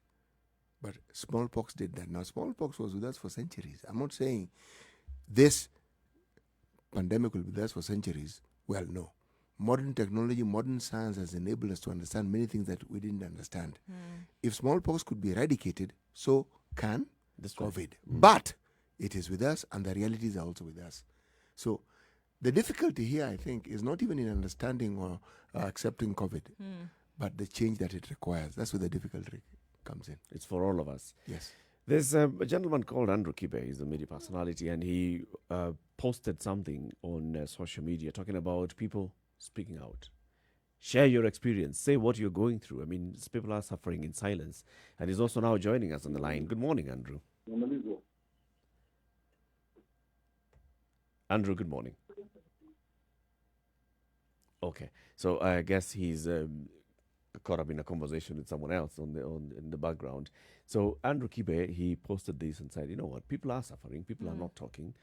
You know of friends who are going through stuff, when you meet as friends, you're pretending as if everything is normal, and that's what City you're saying. Yes. Pretending as if everything is normal, and nothing has is changed. normal.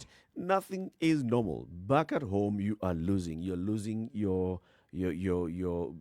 domestic belongings. You are being called by the bank left, right, and center, and then you're meeting with friends and you're behaving as if things are in the way they were in January 2020. Andrew, good morning. Good morning. How are you guys? We are good. Well, thank you. I hear you're having a very tough discussion this morning. Tough one. It's tough times calling for tough discussions, Andrew. And you posted something on people speaking out about what's happening to them during this COVID-19 time. And you're saying this is also based on personal experience and the experience of what everybody else around you is going through. Just give us a brief of, like, what have you seen? You see, if everybody's going through the same thing and nobody's talking about it. Like now, let me give you an example. I was with some friends and I said, you guys, you know what? I have this debt that is just riding me crazy. And I've even gotten a letter from, a demand letter. And the guy says, hey, by the way, I don't even come with my car anymore because they took it. I'm like, no way. We've been together this whole time. You never told me that this has happened to you. Yeah. Another friend of mine, they came and picked up his stuff because he's not paid rent for 4 months because his business was shut down. He was doing events, right? So we are 3 guys, and all 3 of us have an issue. And I asked myself, come on. Then none of you has shared about their personal issues before. About it. Nobody has talked about it before. We have lunch together. We even do business together. But nobody's going to say that these are my personal issues. Right now, I'm not able to survive. I don't know where I'm going to get my next meal. You get? And all the men have a story like that. But we all put up faces when we meet and we talk and we laugh and we talk about politics. And I'm saying, why are we talking about politics when these issues are killing us on a day-to-day basis? Politics will take care of itself. Why isn't the man talking? Why aren't we talking and saying this is what is happening? Now, if all of us today were to talk, right, then it would we would actually deal with that problem and say, hey, there's a problem here. How come men are not able to get out of debt? How come men are constantly in hizi apps za kuitisha pesa hizi? Yeah, I mean, those apps are made for men. They're not made for women. Right? All the mobile loaning apps are made for men because men are the ones who are suffering out here. Some women don't even know what Fuliza is. But right now, there's no man in Kenya who does not know what Fuliza is. You understand what I'm saying? Yep. So from your perspective, this is mostly an issue that affects men because men are not able to come and speak out about what they are going through, even with their closest friends. No, you will not, because you want to look like you're doing okay. Nobody wants to look like a failure. Nobody wants to look like they don't have it together. Nobody does. I mean, who wants to be seen like, that they made a left instead of a right? But imagine if everybody's in the same position and everybody is behaving in the same way. If you break the mold like you clearly have, you see, what you've done is not only brave, but it is what is actually needed if a solution is to be found. You can't solve a problem until you admit it exists. Exactly. Exactly. Now we're all driving cars that we are one payment away from losing that car. Right? Kuna watu wameenda wakachukua hizi gari zao wakaficha kwa basement mahali ndio mauctioneers ama wale watu wa kutrack wasipate. Right? But where is all this property going to go if they're taking it all from us? You understand? Nobody's going to buy the auctioned vehicle. Exactly, but we need to protect ourselves. Nobody was in this position January 2020. Yeah, then we need to come out and say, hey, let's put a stop to all this nonsense. There's no repossession that's going to happen. Let's give the men a chance to get back what they had, what they have lost. But now if you take back everything that the little that they have left, what are you going to do to the man? You know how many suicides are going to come after maybe by end of September? Right, and even taking something away is more than just taking something physical away, but there's an element of emasculation that takes place here where, you're not just taking something physical away, but taking also something psychological whereby somebody's left at zero. And I hear you, Kibe, that it makes sense to actually speak out about what it is, even though you may not get any immediate tangible help, there's something about being able to share an experience that gives you some strength. Definitely. You know what Nduh is saying is something that most men attribute to women. Men aren't accustomed to bearing their souls. This could be the opportunity to do that. Thank you. Perhaps this is an opportunity, since COVID has brought so much change. Perhaps this is an opportunity to reevaluate how we as men manage our issues. Because we are carrying such a heavy weight. You cannot tell the woman in your life. There are some women who ako kwa nyumba ako na mzee anakufa na mwanamke ako na pesa kwa bank, but she will never know what this guy is going through. Yeah. Right? Because that is the situation we put ourselves in. Imagine this. You're in the house and auctioneers come and pick your stuff while your wife and kids are watching. Now you talk about emasculation. How does that man walk out of that house and go out into the world to tackle anything while his kid was crying a few minutes ago because his PlayStation has been taken away by the auctioneers? Why can't we protect ourselves and say, no, come on, this is Kenya. We're not going to do this to ourselves.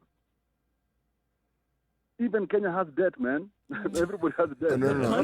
Actually, now, if you talk about the debt that Kenya has, my friend, you've taken that. Now it's become a solar system issue because the debts we owe, goodness. It's crazy. Tell me something, Kibe. Yeah. Why do you think we have difficulties talking about the things that are personal to us as men? Because we were lied to when we were caught up. Tell us about this lie. You see, when you grow up, you don't like when I grew up. I didn't talk to my dad. There was nothing to talk about. He would go work, come back. It's a wrap. He would walk into the house at 11 and leave at 6. Now this was standard for all our fathers.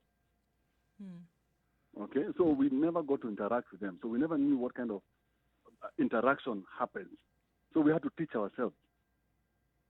Okay? Now, when you teach yourself, you're going to protect yourself because nobody is leading you. Nobody is telling you this is what you're supposed to do. You'll be defensive, right? Huh? You'll be very defensive. So you protect everything around you, and that's what we've done. Then you find you can never open your mouth to say, I have a problem. Because if you say you have a problem, you look weak. Yeah. And nobody wants a weak man in this It's not society. I have a problem, it's I have failed. And when you say you have a problem, how ordinarily speaking, of course, academically speaking, how would friends respond if you actually declare that you have a problem and you need help? Nobody's going to help you. Nobody's going to help you because nobody wants to help. People want to celebrate. Let me ask you perhaps another question. Is it that they don't want to help, or is it possible that they're in the same position and you? They just don't want to tell you. It's just that they're better than you at putting up a brave front. Let me tell you a story. There's a person who went to church and they wanted to pray they were praying for 3,000 shillings. And they were praying very loudly saying, oh God, I just need 3,000. Then one guy who was next there said, hey, listen, your problems are very small. Take this 3,000, get out of church. I need to pray for my miracle. You understand? Yeah, take your small problems out of here. Take this 3,000. So whatever it is somebody is going through, somebody else can sort it. It doesn't matter. You get? Somebody else can sort it, maybe even with one phone call. Just one move. That's very interesting that you say that. Kibe, I mean, that's interesting that you say that because then it just lends again to the reason why then people need to open up. Because it could be that in the opening up, the answer, or at least even if it's a temporary solution, lies with whoever may be hearing it. You must open up and say what is going on with you. Otherwise, you're going to die by yourself. Actually, everybody must do that. Actually, when you accumulate, you don't know just how right you are. When you accumulate that amount of stress on yourself, the damage you do to yourself is actually immeasurable. And what I hear you saying, if I'm right, is that there is nothing unmanly about admitting that you do not have or admitting that you have a problem. Exactly, and you're not a failure. You see, the thing is this, we are told that if you don't have, you're a failure. Yeah? You're not a failure just because you don't have. You just don't have. Not having is not a problem. Thinking of yourself as a failure is the problem. And that's why people are not talking, because every time they want to open their mouth, they will be judged. Anataka akienda nyumbani yuko ushago, aoneshane yeye ndio amekuja. You get? Yeah. But what are you doing to ourselves in the short run? Big issue and big conversation to be had. We want to thank you very much, Andrew Kibe, for joining us this morning and for sharing this perspective. Asante sana, and we wish you a great day. You too, man. Thanks, Andrew. The conversation continues right here on Spice FM. This is Kenya's biggest conversation at 16 minutes after 9. Let's see what's happening weather-wise, and then we will pick more calls. 0719-012-600. What's your experience? What's been happening to you since COVID-19 struck in terms of economy-wise? How's your pocket? How you, if you lost a job, you know somebody who has lost an income or who's been heavily affected, would love to know, as well as Spice FM KE on Facebook, YouTube, Twitter, and Instagram. Good morning. Spice FM, Nakuru.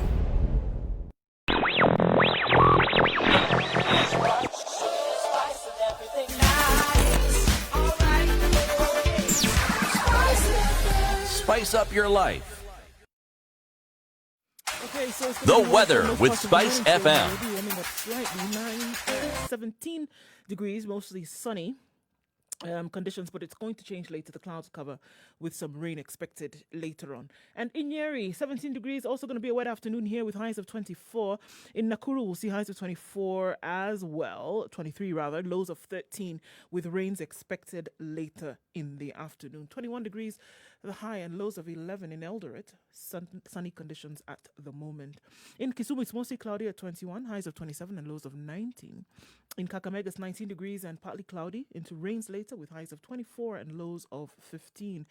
It's a warm day in Mombasa, 27 degrees, highs of 28 and lows of 23 with partly cloudy conditions at the moment. Mostly sunny in Malindi as well, going to highs of 28. Kampala's 21 degrees and partly cloudy, highs of 27 and lows of 17, and a chance of rain later on in the day. Dar es Salaam still experiencing foggy conditions this morning at 26.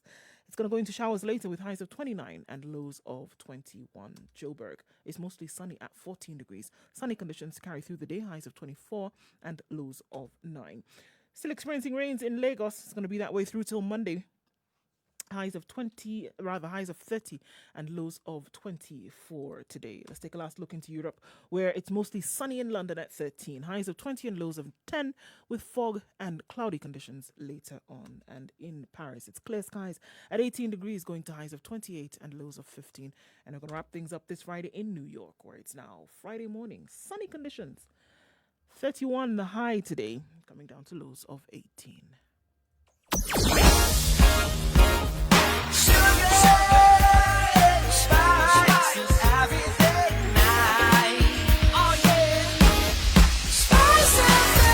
Spice up your life. Mature, intelligent talk every morning. Spice up yourself.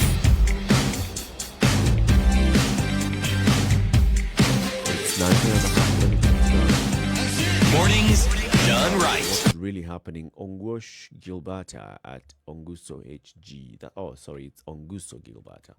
It has really been a big hit for middle class people, especially those living in town with families, and also got people with less savings into wrong road. Even providing a meal is becoming a big deal. So this is basically happening across the country. This is what is happening.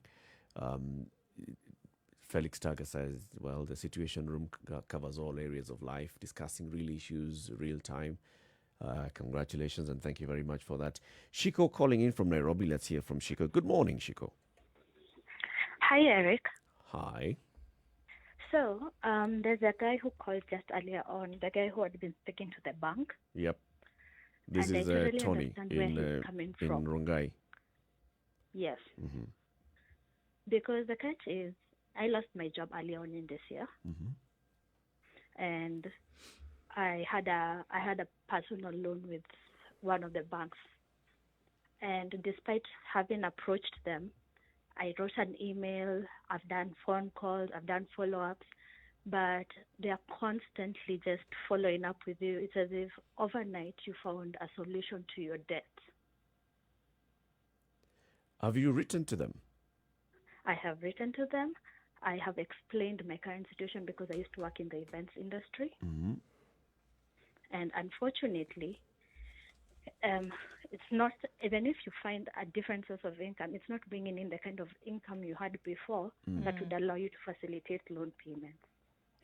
Is it And this, what response do you get when you write to them, when you write to the bank and say and explain your situation? Do you get a written response? when I wrote to them, they came back to me and they were like, if that they have a measure in place, and yes, but they need you to still make whatever little payment you can possibly make. Then after a while, they said, in bank policy says that they need to start demanding on the loan. And at this juncture, you're like, I've already moved out of my house. I barely could make rent. I'm basically living on the goodwill of others. Because I basically went up country. I've been farming. And anyone who's farmed in Kenya knows you're not assured of a great produce every single time. So even the little produce that you're making, you come back and you sell it. And you're basically making enough to just sustain yourself. Just survive. So even when the bank threatens to sell or auction your things, it's almost laughable because you're thinking, what are you going to auction? You know what you're saying? It's like you've been caught in what you call the systems that banks have. When you owe money, what often happens is there is a department in almost every bank that deals with claiming for or looking for repayments. Now, they just follow a routine. There's no thinking involved here. It moves. These are the people who owe money. This is what we are supposed to do. Bank policy says, and they have the number, and it's not one person who has the number. And sometimes people are actually paid a commission on the amount of monies that they can actually recover for the bank. So they keep calling. They keep calling. In fact, even if you get 10 calls a day from different people, that shouldn't faze you. You're just in a system that they have. Now, the reason why the question of writing a letter comes in, if you don't document the things that you say or you speak with the bank, as far as they're concerned, it didn't happen. The reference point is your documentation, and don't get tired. If you're tired, take a breather and write again. Write again. Yes. If you're tired, take a breather. And also, make sure that you've given them a proposal. Something that you can do. If you don't have money, state so. And tell them that I'll get back to you in 2 months' time. Realistically, they will simply follow their procedure, but you will stick to what you have said. What you're doing is communicating, and what you're doing is providing yourself a reference point. So where will this communication help you? It'll help you because the banks are beginning to realize that the methods that they've had in the past aren't working. The debt portfolio is not getting less, it's growing. So they have to change the way they actually approach their clients. Because you're a client, that's how come you owe them money. Yep. Yes. And you probably have a history of having paid in the past. So they have to treat you differently. Even the banks and their policies haven't realized that this COVID has brought about change. That means that they themselves also have to change in the way they conduct their business. They haven't gotten there yet. And the only way they'll get there is if they see it. And I'm saying they're beginning to see it. When banks post losses, when the banks post reduction of, no, they don't post losses, just reduction in profit. They begin to realize that things aren't what they used to be. It's just that banks work in a certain way, and it takes a great deal of time before they actually even think of changing. So what you're advising Shiko is she gets these calls from different offices. She will keep getting. But every time you get a call, write. Just write. Don't get tired of writing. Write a formal letter. If you have a manager, address it to that manager. Discussed. Yes, as previously discussed, this is what you said. My situation hasn't changed. I still don't have a job. I'm unable to pay you, but I will communicate within the month to tell you if my circumstances have changed.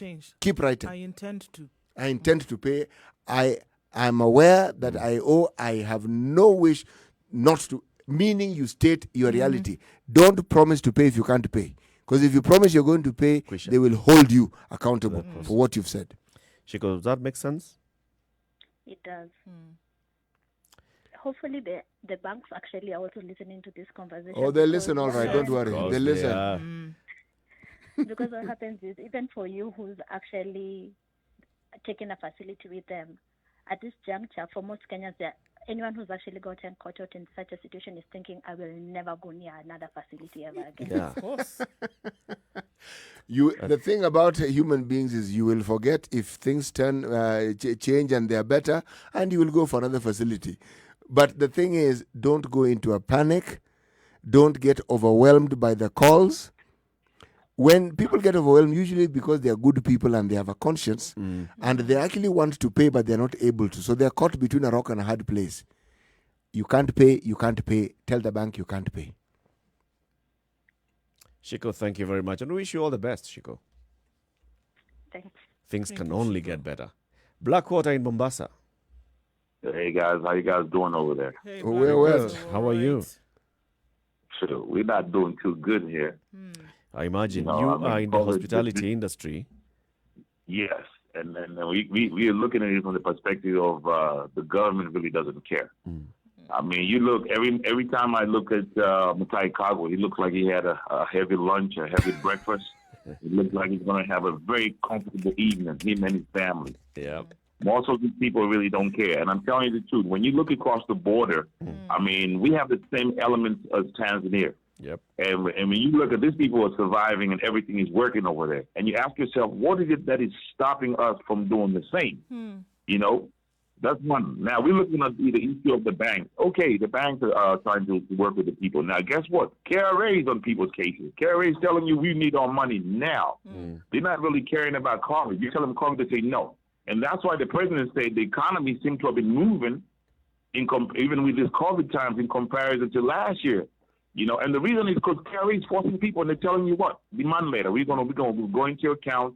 We're going to come and take your property. Yep. You know, they don't care about COVID. Where does KRA come in? Where do people don't talk about this stuff? Why can KRA hold on these taxes? You know, because all we're doing is making sure all these leaders are living a good life. That's all we're doing.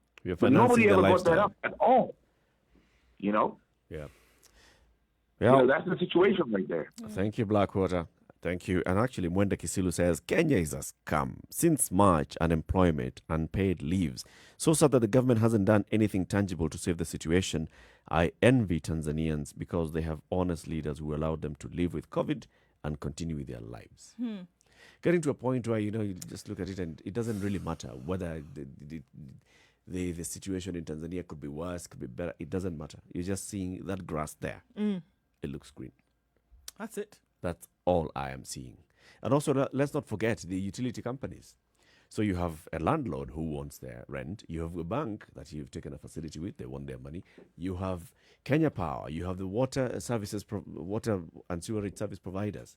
They also want their money. Eric, remember, you have a landlord who probably also owes the bank money. Also owes the bank. And needs that rent that you pay him And to be able to pay his facility at the bank. The bank is threatening to auction that entire building. Yes, those 10 people who like calling people are also calling him. Yeah. Yes. It's a very unfortunate situation. But let's continue having this discussion. What is it that then we can do? How can we expect the government to do more?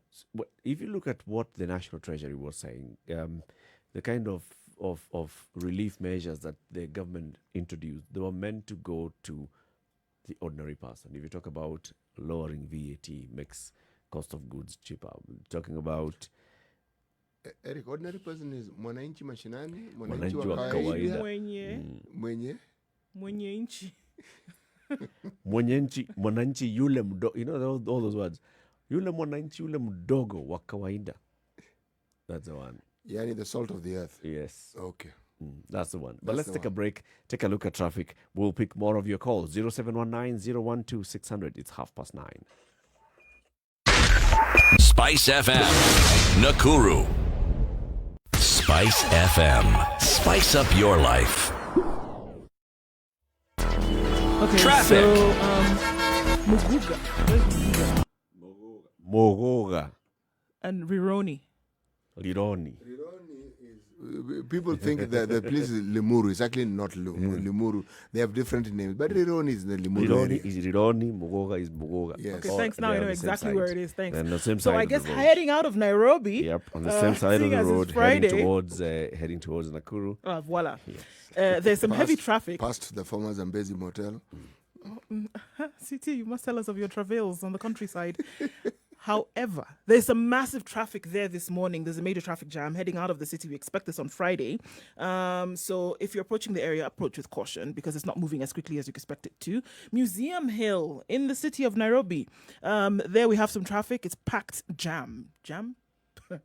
Right, okay. So yeah, that's what's going on. And so is little parts of Mombasa Road and Uhuru Highway still a problem this morning. Spice of MKE, that's how you can reach us on Twitter. What is it, City? It's packed jam. What else could it?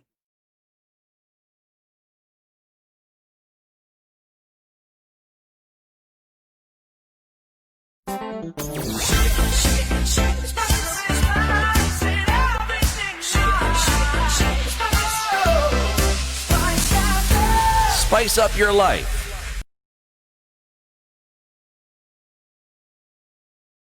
Mature, intelligent talk every morning. Spice up yourself. So just to allow you to recover from that sparked jam, let's hear from Johnson Odero from Kahawa West. Good morning, Johnson. Good morning, Eric. Nduh, shikamo. Mahraba. Mara. Did I not try? No. You it was did, good. you did. It was good. Thank it was you. good. It can Now fly. do marahaba. Marhaba. Yes. Okay. Marahaba. Marhaba. Uh-huh. Okay. Siti, Baba, how are you, Mugo? Yesterday you are Mugo. kaka si jambo sijui wewe. Niko salama nashukuru. Asante. Now, Eric, my contribution is Yep. most of the people who called I think they are middle class so-called because some people having a bank to facilitate some loan and some people who've been retrenched and that kind. There are this other group of one people who maybe were eating on a daily basis. His budget or their budget is a daily budget. Go wash some clothes, get my 100 or 200 bob, budget to that end. So where you're going to do that hustle is not there. Yep. 1 month, 2 months, 3 months down the line, the landlord is here, your kids go to eat. The question is, what am I going to do? And my take is, it's now reached a point whereby if you are washing clothes or you are doing any other kind of stuff in the Jokali sector, you have to rethink again. What is it that can I do instead of just sitting? What can I do that can give me food on the table? But if we sit down as a people expecting this government to do something for the people, even if the teachers they employ, they don't know their number. That they pay salary too. They don't know their number. What about ordinary citizens who are not employed in any sector in the government and expect government to feed them or to take care of them? It's not going to happen in this century, even in the century to come. They will not have that data. They don't have and they not have it anytime soon. So when people sit down and think that the government is going to stop corruption to take care of them, is going to open up the economy so that they can do business, it's not going to happen. So if we think in the line of the government, as a people, we are not going to get any help. Okay. My advice is, if you can sell mandari somewhere, people who are in a construction site that is operating in your nearby environment, do that. If you can sell some vegetables, you can sell some tomatoes, some fruit somewhere, so that at the end of the day, you can earn your 10 shillings, you can budget with your 10 shillings, or that amount that you can earn. But It's about survival, not about pride or anything else. No. And two, talk with your landlord. Me, I know I did direct with my landlord. I tell her this month, this is what I have. Are you going to take or what do you want me to do? He tells me, bring what you have, but Kazana, do something more. So people should not run away from the landlords, from the agents. Have a sit down, have a conversation. Let them get the side of your story.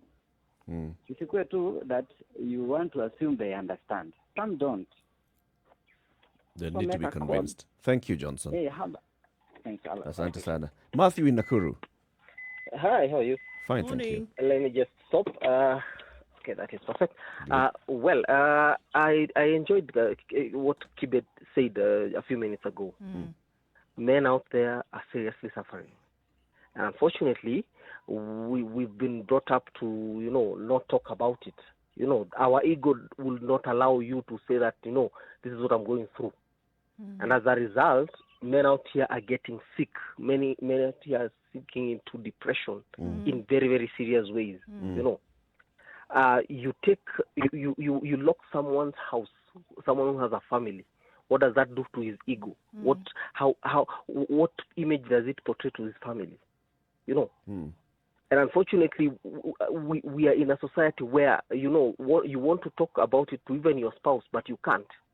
Because some of the spouses that these men have are not even understanding.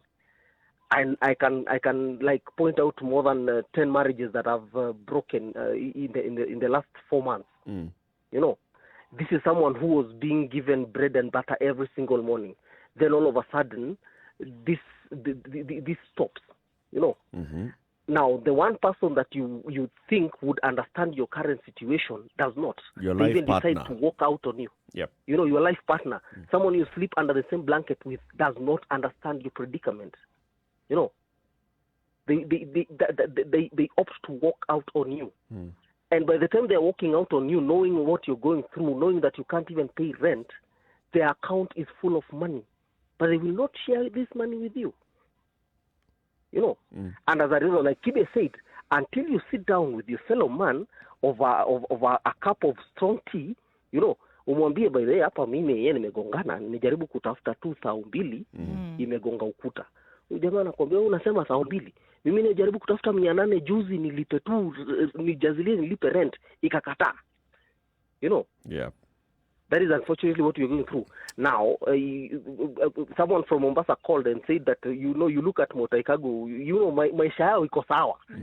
You know, they come report to you at vile they are doing things to mitigate this, you know, and then they are okay.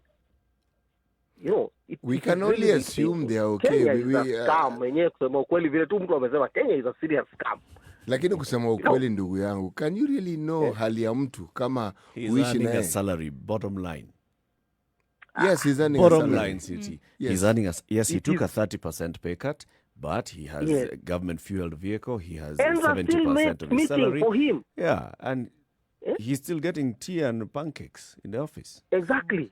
For 40 million. For 40 million. Yani John, wewe na Eric mnajua waziri anakulaga chai na anakunywa chai na pancakes asubuhi. Na sausage mbili. Na sausage mbili. Na kama inashinda kwa ofisi imejaa chai kutoka asubuhi mpaka jioni.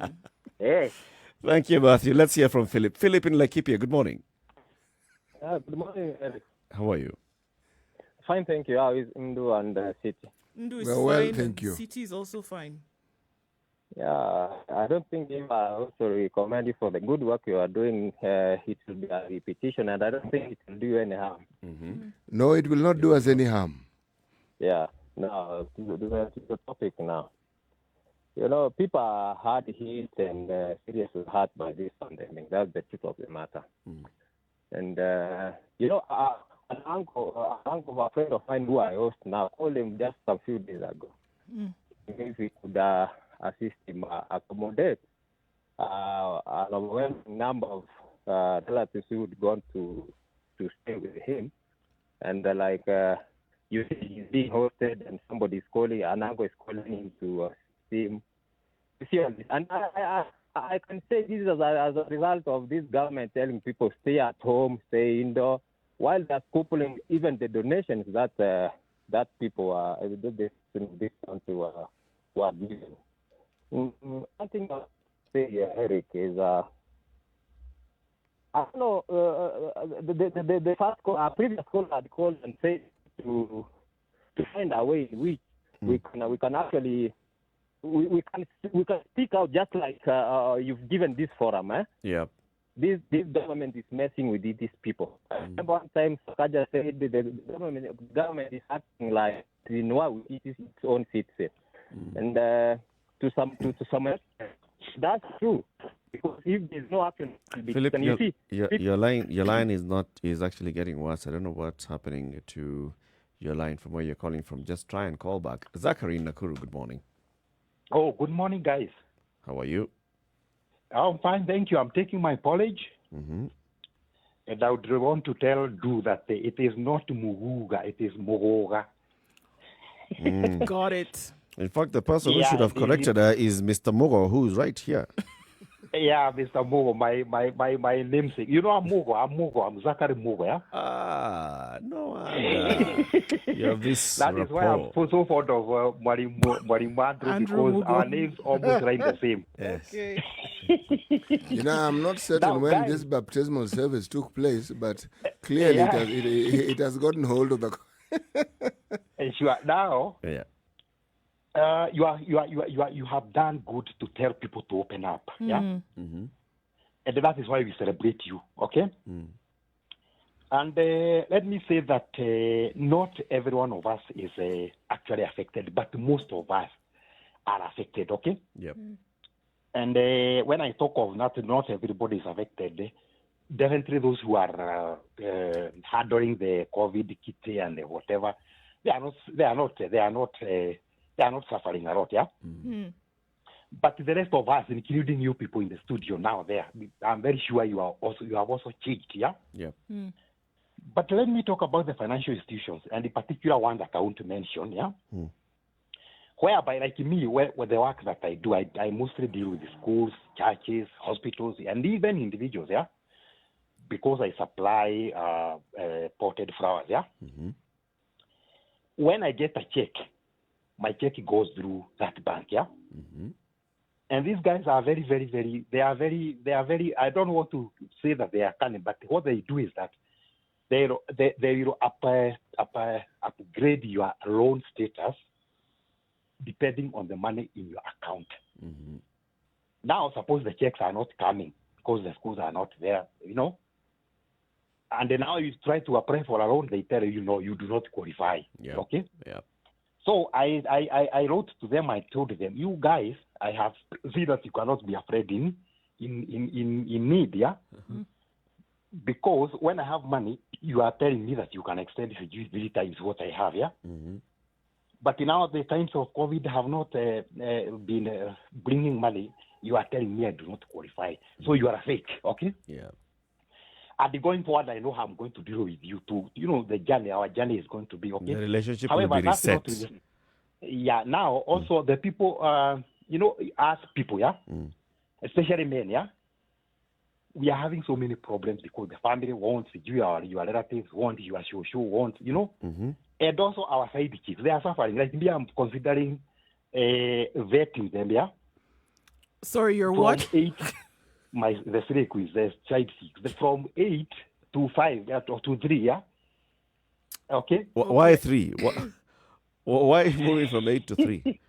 Why not 4? Why not 0?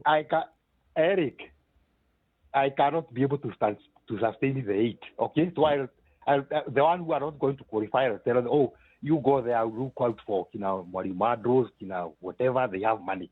So let me remain with the 3. Okay. That is how life has been actually, and it's a reality. Have a nice day, guys. Zachary, have Say a nice hello weekend. to your 8 friends. Okay, so Body Madro should expect to have one, okay? I have heard you. Thank you, Zachary. 0719-012-600. That's 0719-012-600. The impact of COVID-19 to our livelihoods, you know, since March up to now, the people who lost their jobs immediately, like even before the first case was announced, people already in the hospitality sector had lost their jobs. Yep. After schools were closed on March 15th, people who now are employed by boards lost their jobs soon after. These include not just teachers, but even the other support staff who are employed by the boards. And that's why now the schools are really urging the government to support them in sustaining these employees. But the fact of the matter is that people have lost jobs. Those, you can also imagine, so those who are salaried were also employing some people. So you had maybe somebody working in your home as a domestic worker, as a gardener. All those people have also lost their And jobs those people as a who you result. employ also employ others. And they also employ others. So it's a long chain of people who basically have been impacted by COVID-19. What are the other governments have done? So if you look at what the other governments have done, like the UK government and paying people, the UK government spent a lot of its resources to say, okay, we are going to be able to, everybody who's been followed and lost their job, we are going to pay their company so that this company can pay you. Even now, when you're saying we're talking about going back to work, the UK government is supporting the hotel industry by saying if you go to any eating establishment, whatever meal you eat, a percentage of it is being paid by the government. You know, that's the idea of reviving the economy. That's the idea of reviving the economy. Right. So even when they say opening up, it's opening up, but it's still, affording a helping hand. There's to say support. That that's what we can do. With the realization that as the economy opens up and people get back to work, they will be able to replenish their reserves. But right now, what is needed is that the people need to survive. Who are you governing if not the people that you're there for? And Realizing that they need to be taken care of. And the taxman doesn't sleep just because you have COVID.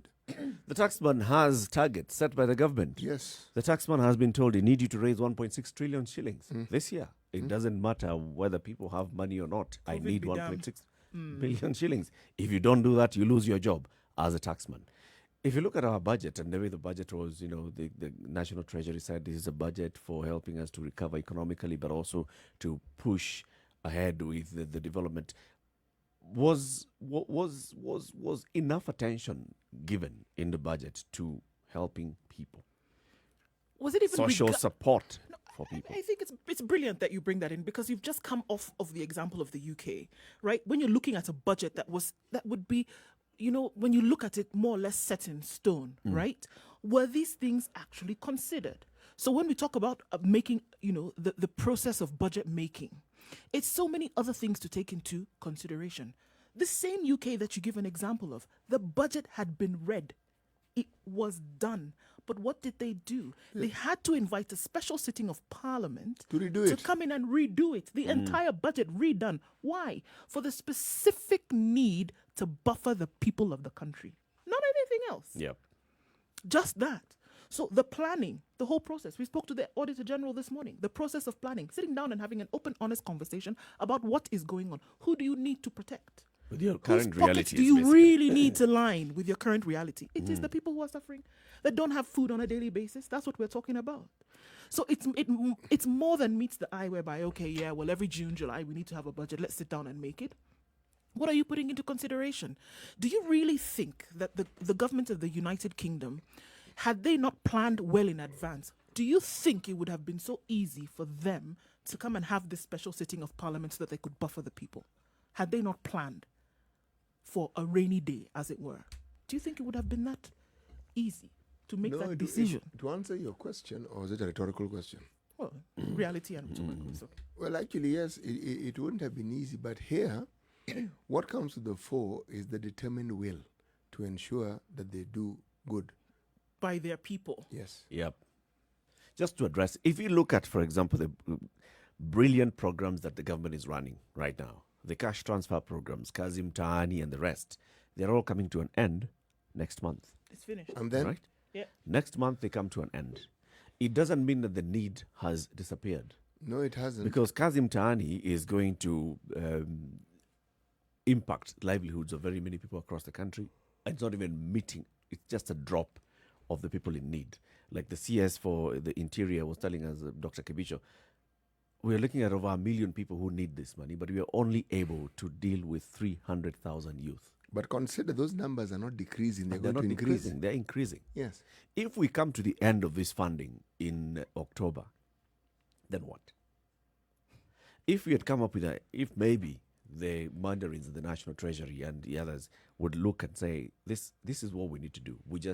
All of us, just like businesses are doing, it's about survival for the next 1 year. How about we do the same? It's about survival for the next 1 year. So yes, continue with this program for Kazi Mtaani, continue, expand it.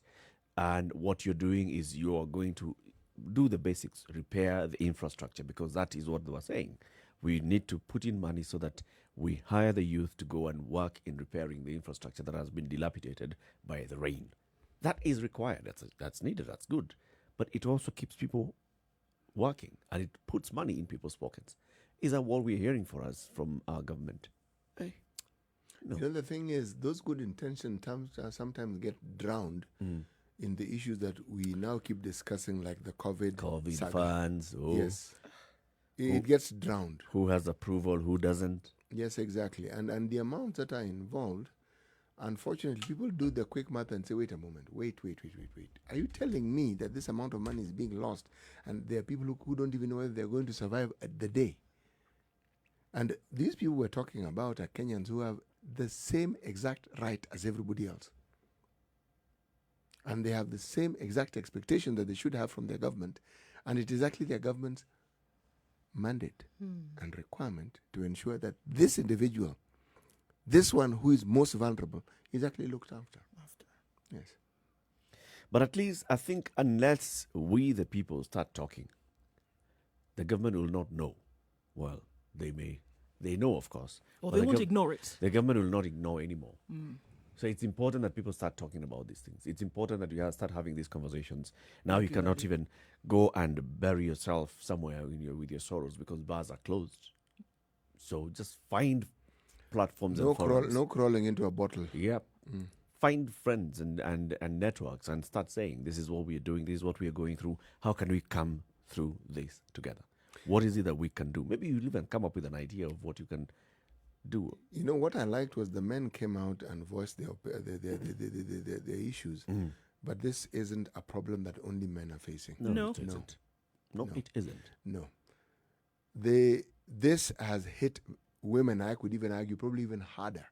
Because in many of all statistics are showing that more women have lost their jobs and incomes. Yes. And given the fact that in many households, the people who actually look after the family are the women who in are the keeping family. it together. Or women. Yes. So the women may not have spoken, or we may not have heard, but they are suffering the full force of this particular situation that we are in. Full force. Platforms and forums need to start emerging in the community, where people share, where people start seeing what can we do together, where people come together. The whole Harambee spirit is not just about giving money, but also giving a helping hand, giving a shoulder to lean on. Absolutely. And that's the thing, because we talk about the state of mental health in this country and many other countries as we go through. Yep. And one of the things that you do as a way of help when you do have a mental health issue is talking about it. That doesn't mean that you get well tomorrow, but that means that you're able to ease through today. There could be, and like you said, the answer could be around the corner. There could be somebody who may not offer you money to buy food on the table, but there could be somebody who would offer you a solution to get to that place. It is extremely important because I think very easily society can creep into that where you're insular about your issues and not speaking out. And it sounds morbid, but we're going to get to the place where people are going to see the solution to this is by taking their own lives.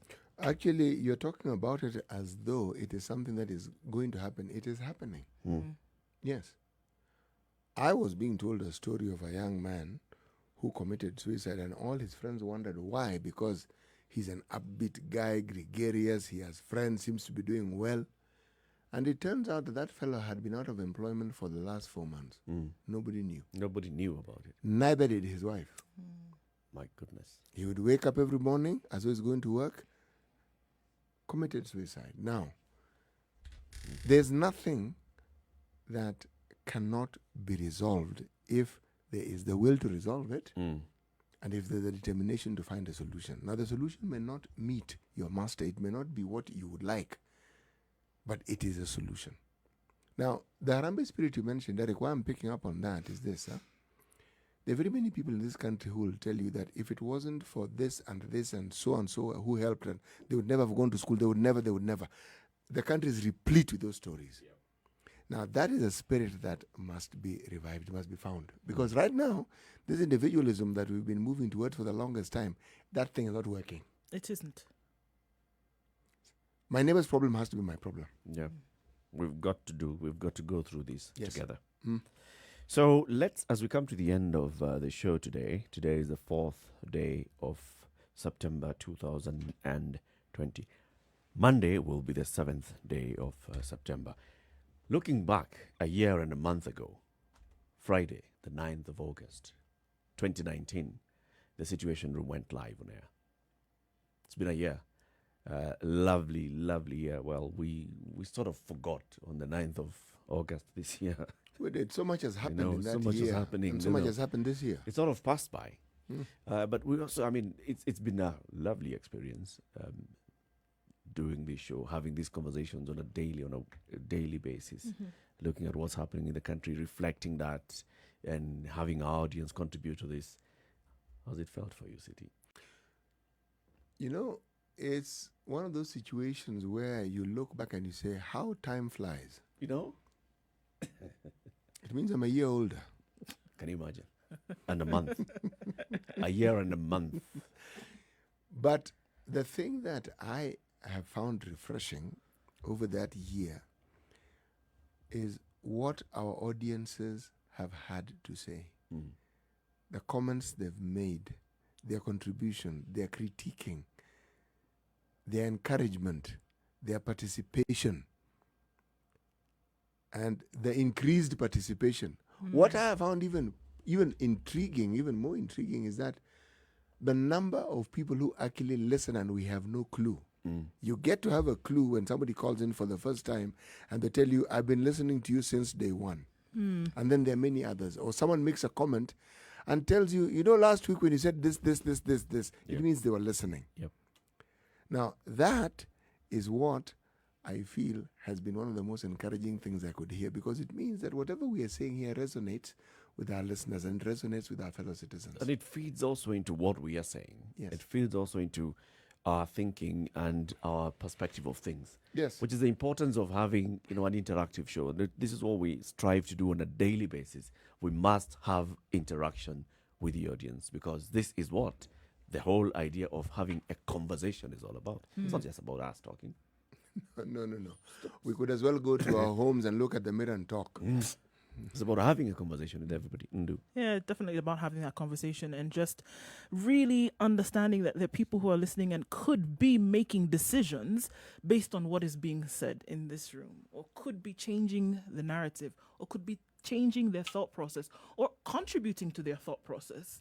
And if we can just segue from what we've been talking about just now, that because of the fact that you don't keep it in, because of the fact that you're being open about how your government treats you, you're being open about what you think should be in terms of development in your country, you're open about what you think is going on around the world, it now contributes to a bigger conversation then for change. And I mean, it's really resonated with me that, again, it's just not three heads sitting in here talking to themselves, but there are people who are listening, there are people who are contributing, and hopefully people who are changing. Yes, and indeed, even when you get calls and much follow-up from people in authority, from people in government, in government offices, both at the national and the county level, saying, we heard you, what you were saying this morning, maybe we'd like to clarify, maybe we are hearing what the people are saying, and this is what we're going to do. You know, Kichini, this has happened on a weekly basis. We get this feedback from the officers that ought to be listening to take action, and when we see that action is being taken, it's very important. Absolutely. However, I think, today we've just been coughing a lot, just clearing our throats, not coughing because of the dry cough. But and CT came from Central. And CT has just managed to basically just go with the word literally. And irregularly. It is called a red lorry, yellow lorry moment. Yes. Having a number of those this week. So we have been having a conversation with our bosses, and they've allowed us to take a break, at least to go and recharge our batteries, which is important, drink some water. So for the next 5 days of next week, we will not be live on air, but we'll be playing some of the shows that we've had this past 1 year, 1 week. 1 year, 1 month, sorry. Yeah, we'll help you reminisce. Looking back, listening back, participating back. Yep. On everything. But also we'll be there live on our social media platforms. We'll be able to see what you're saying. We'll be continuing the conversations. And we want to thank you very much for this 1 year. So the Situation Room will be... Sugar and spice and everything Spice up your life. And the Monday will be the 14th. That Monday, the 14th. Yes. And we hope that we'll have another. Let's be clear, the 14th of September. Yes. Just a week, right? Yes. Sindio? So thank you very much for tuning in. Keep it right here. This is Spice FM, the Situation Room. The conversation continues online and on radio. Next week, you'll hear some of the conversations that we've had with you. Goodbye. See you on the 14th. Between now and 3 o'clock, you still have uninterrupted music. Monique will be here at 3 o'clock to drive you home on Spice Drive. The adults in the room will be here from 7 to 10, and you'll have a lot more conversations. Have a lovely weekend, folks. CT Muga, Nduh Okoh, and Eric Latiff. Signing off. Good morning. It's 10 o'clock.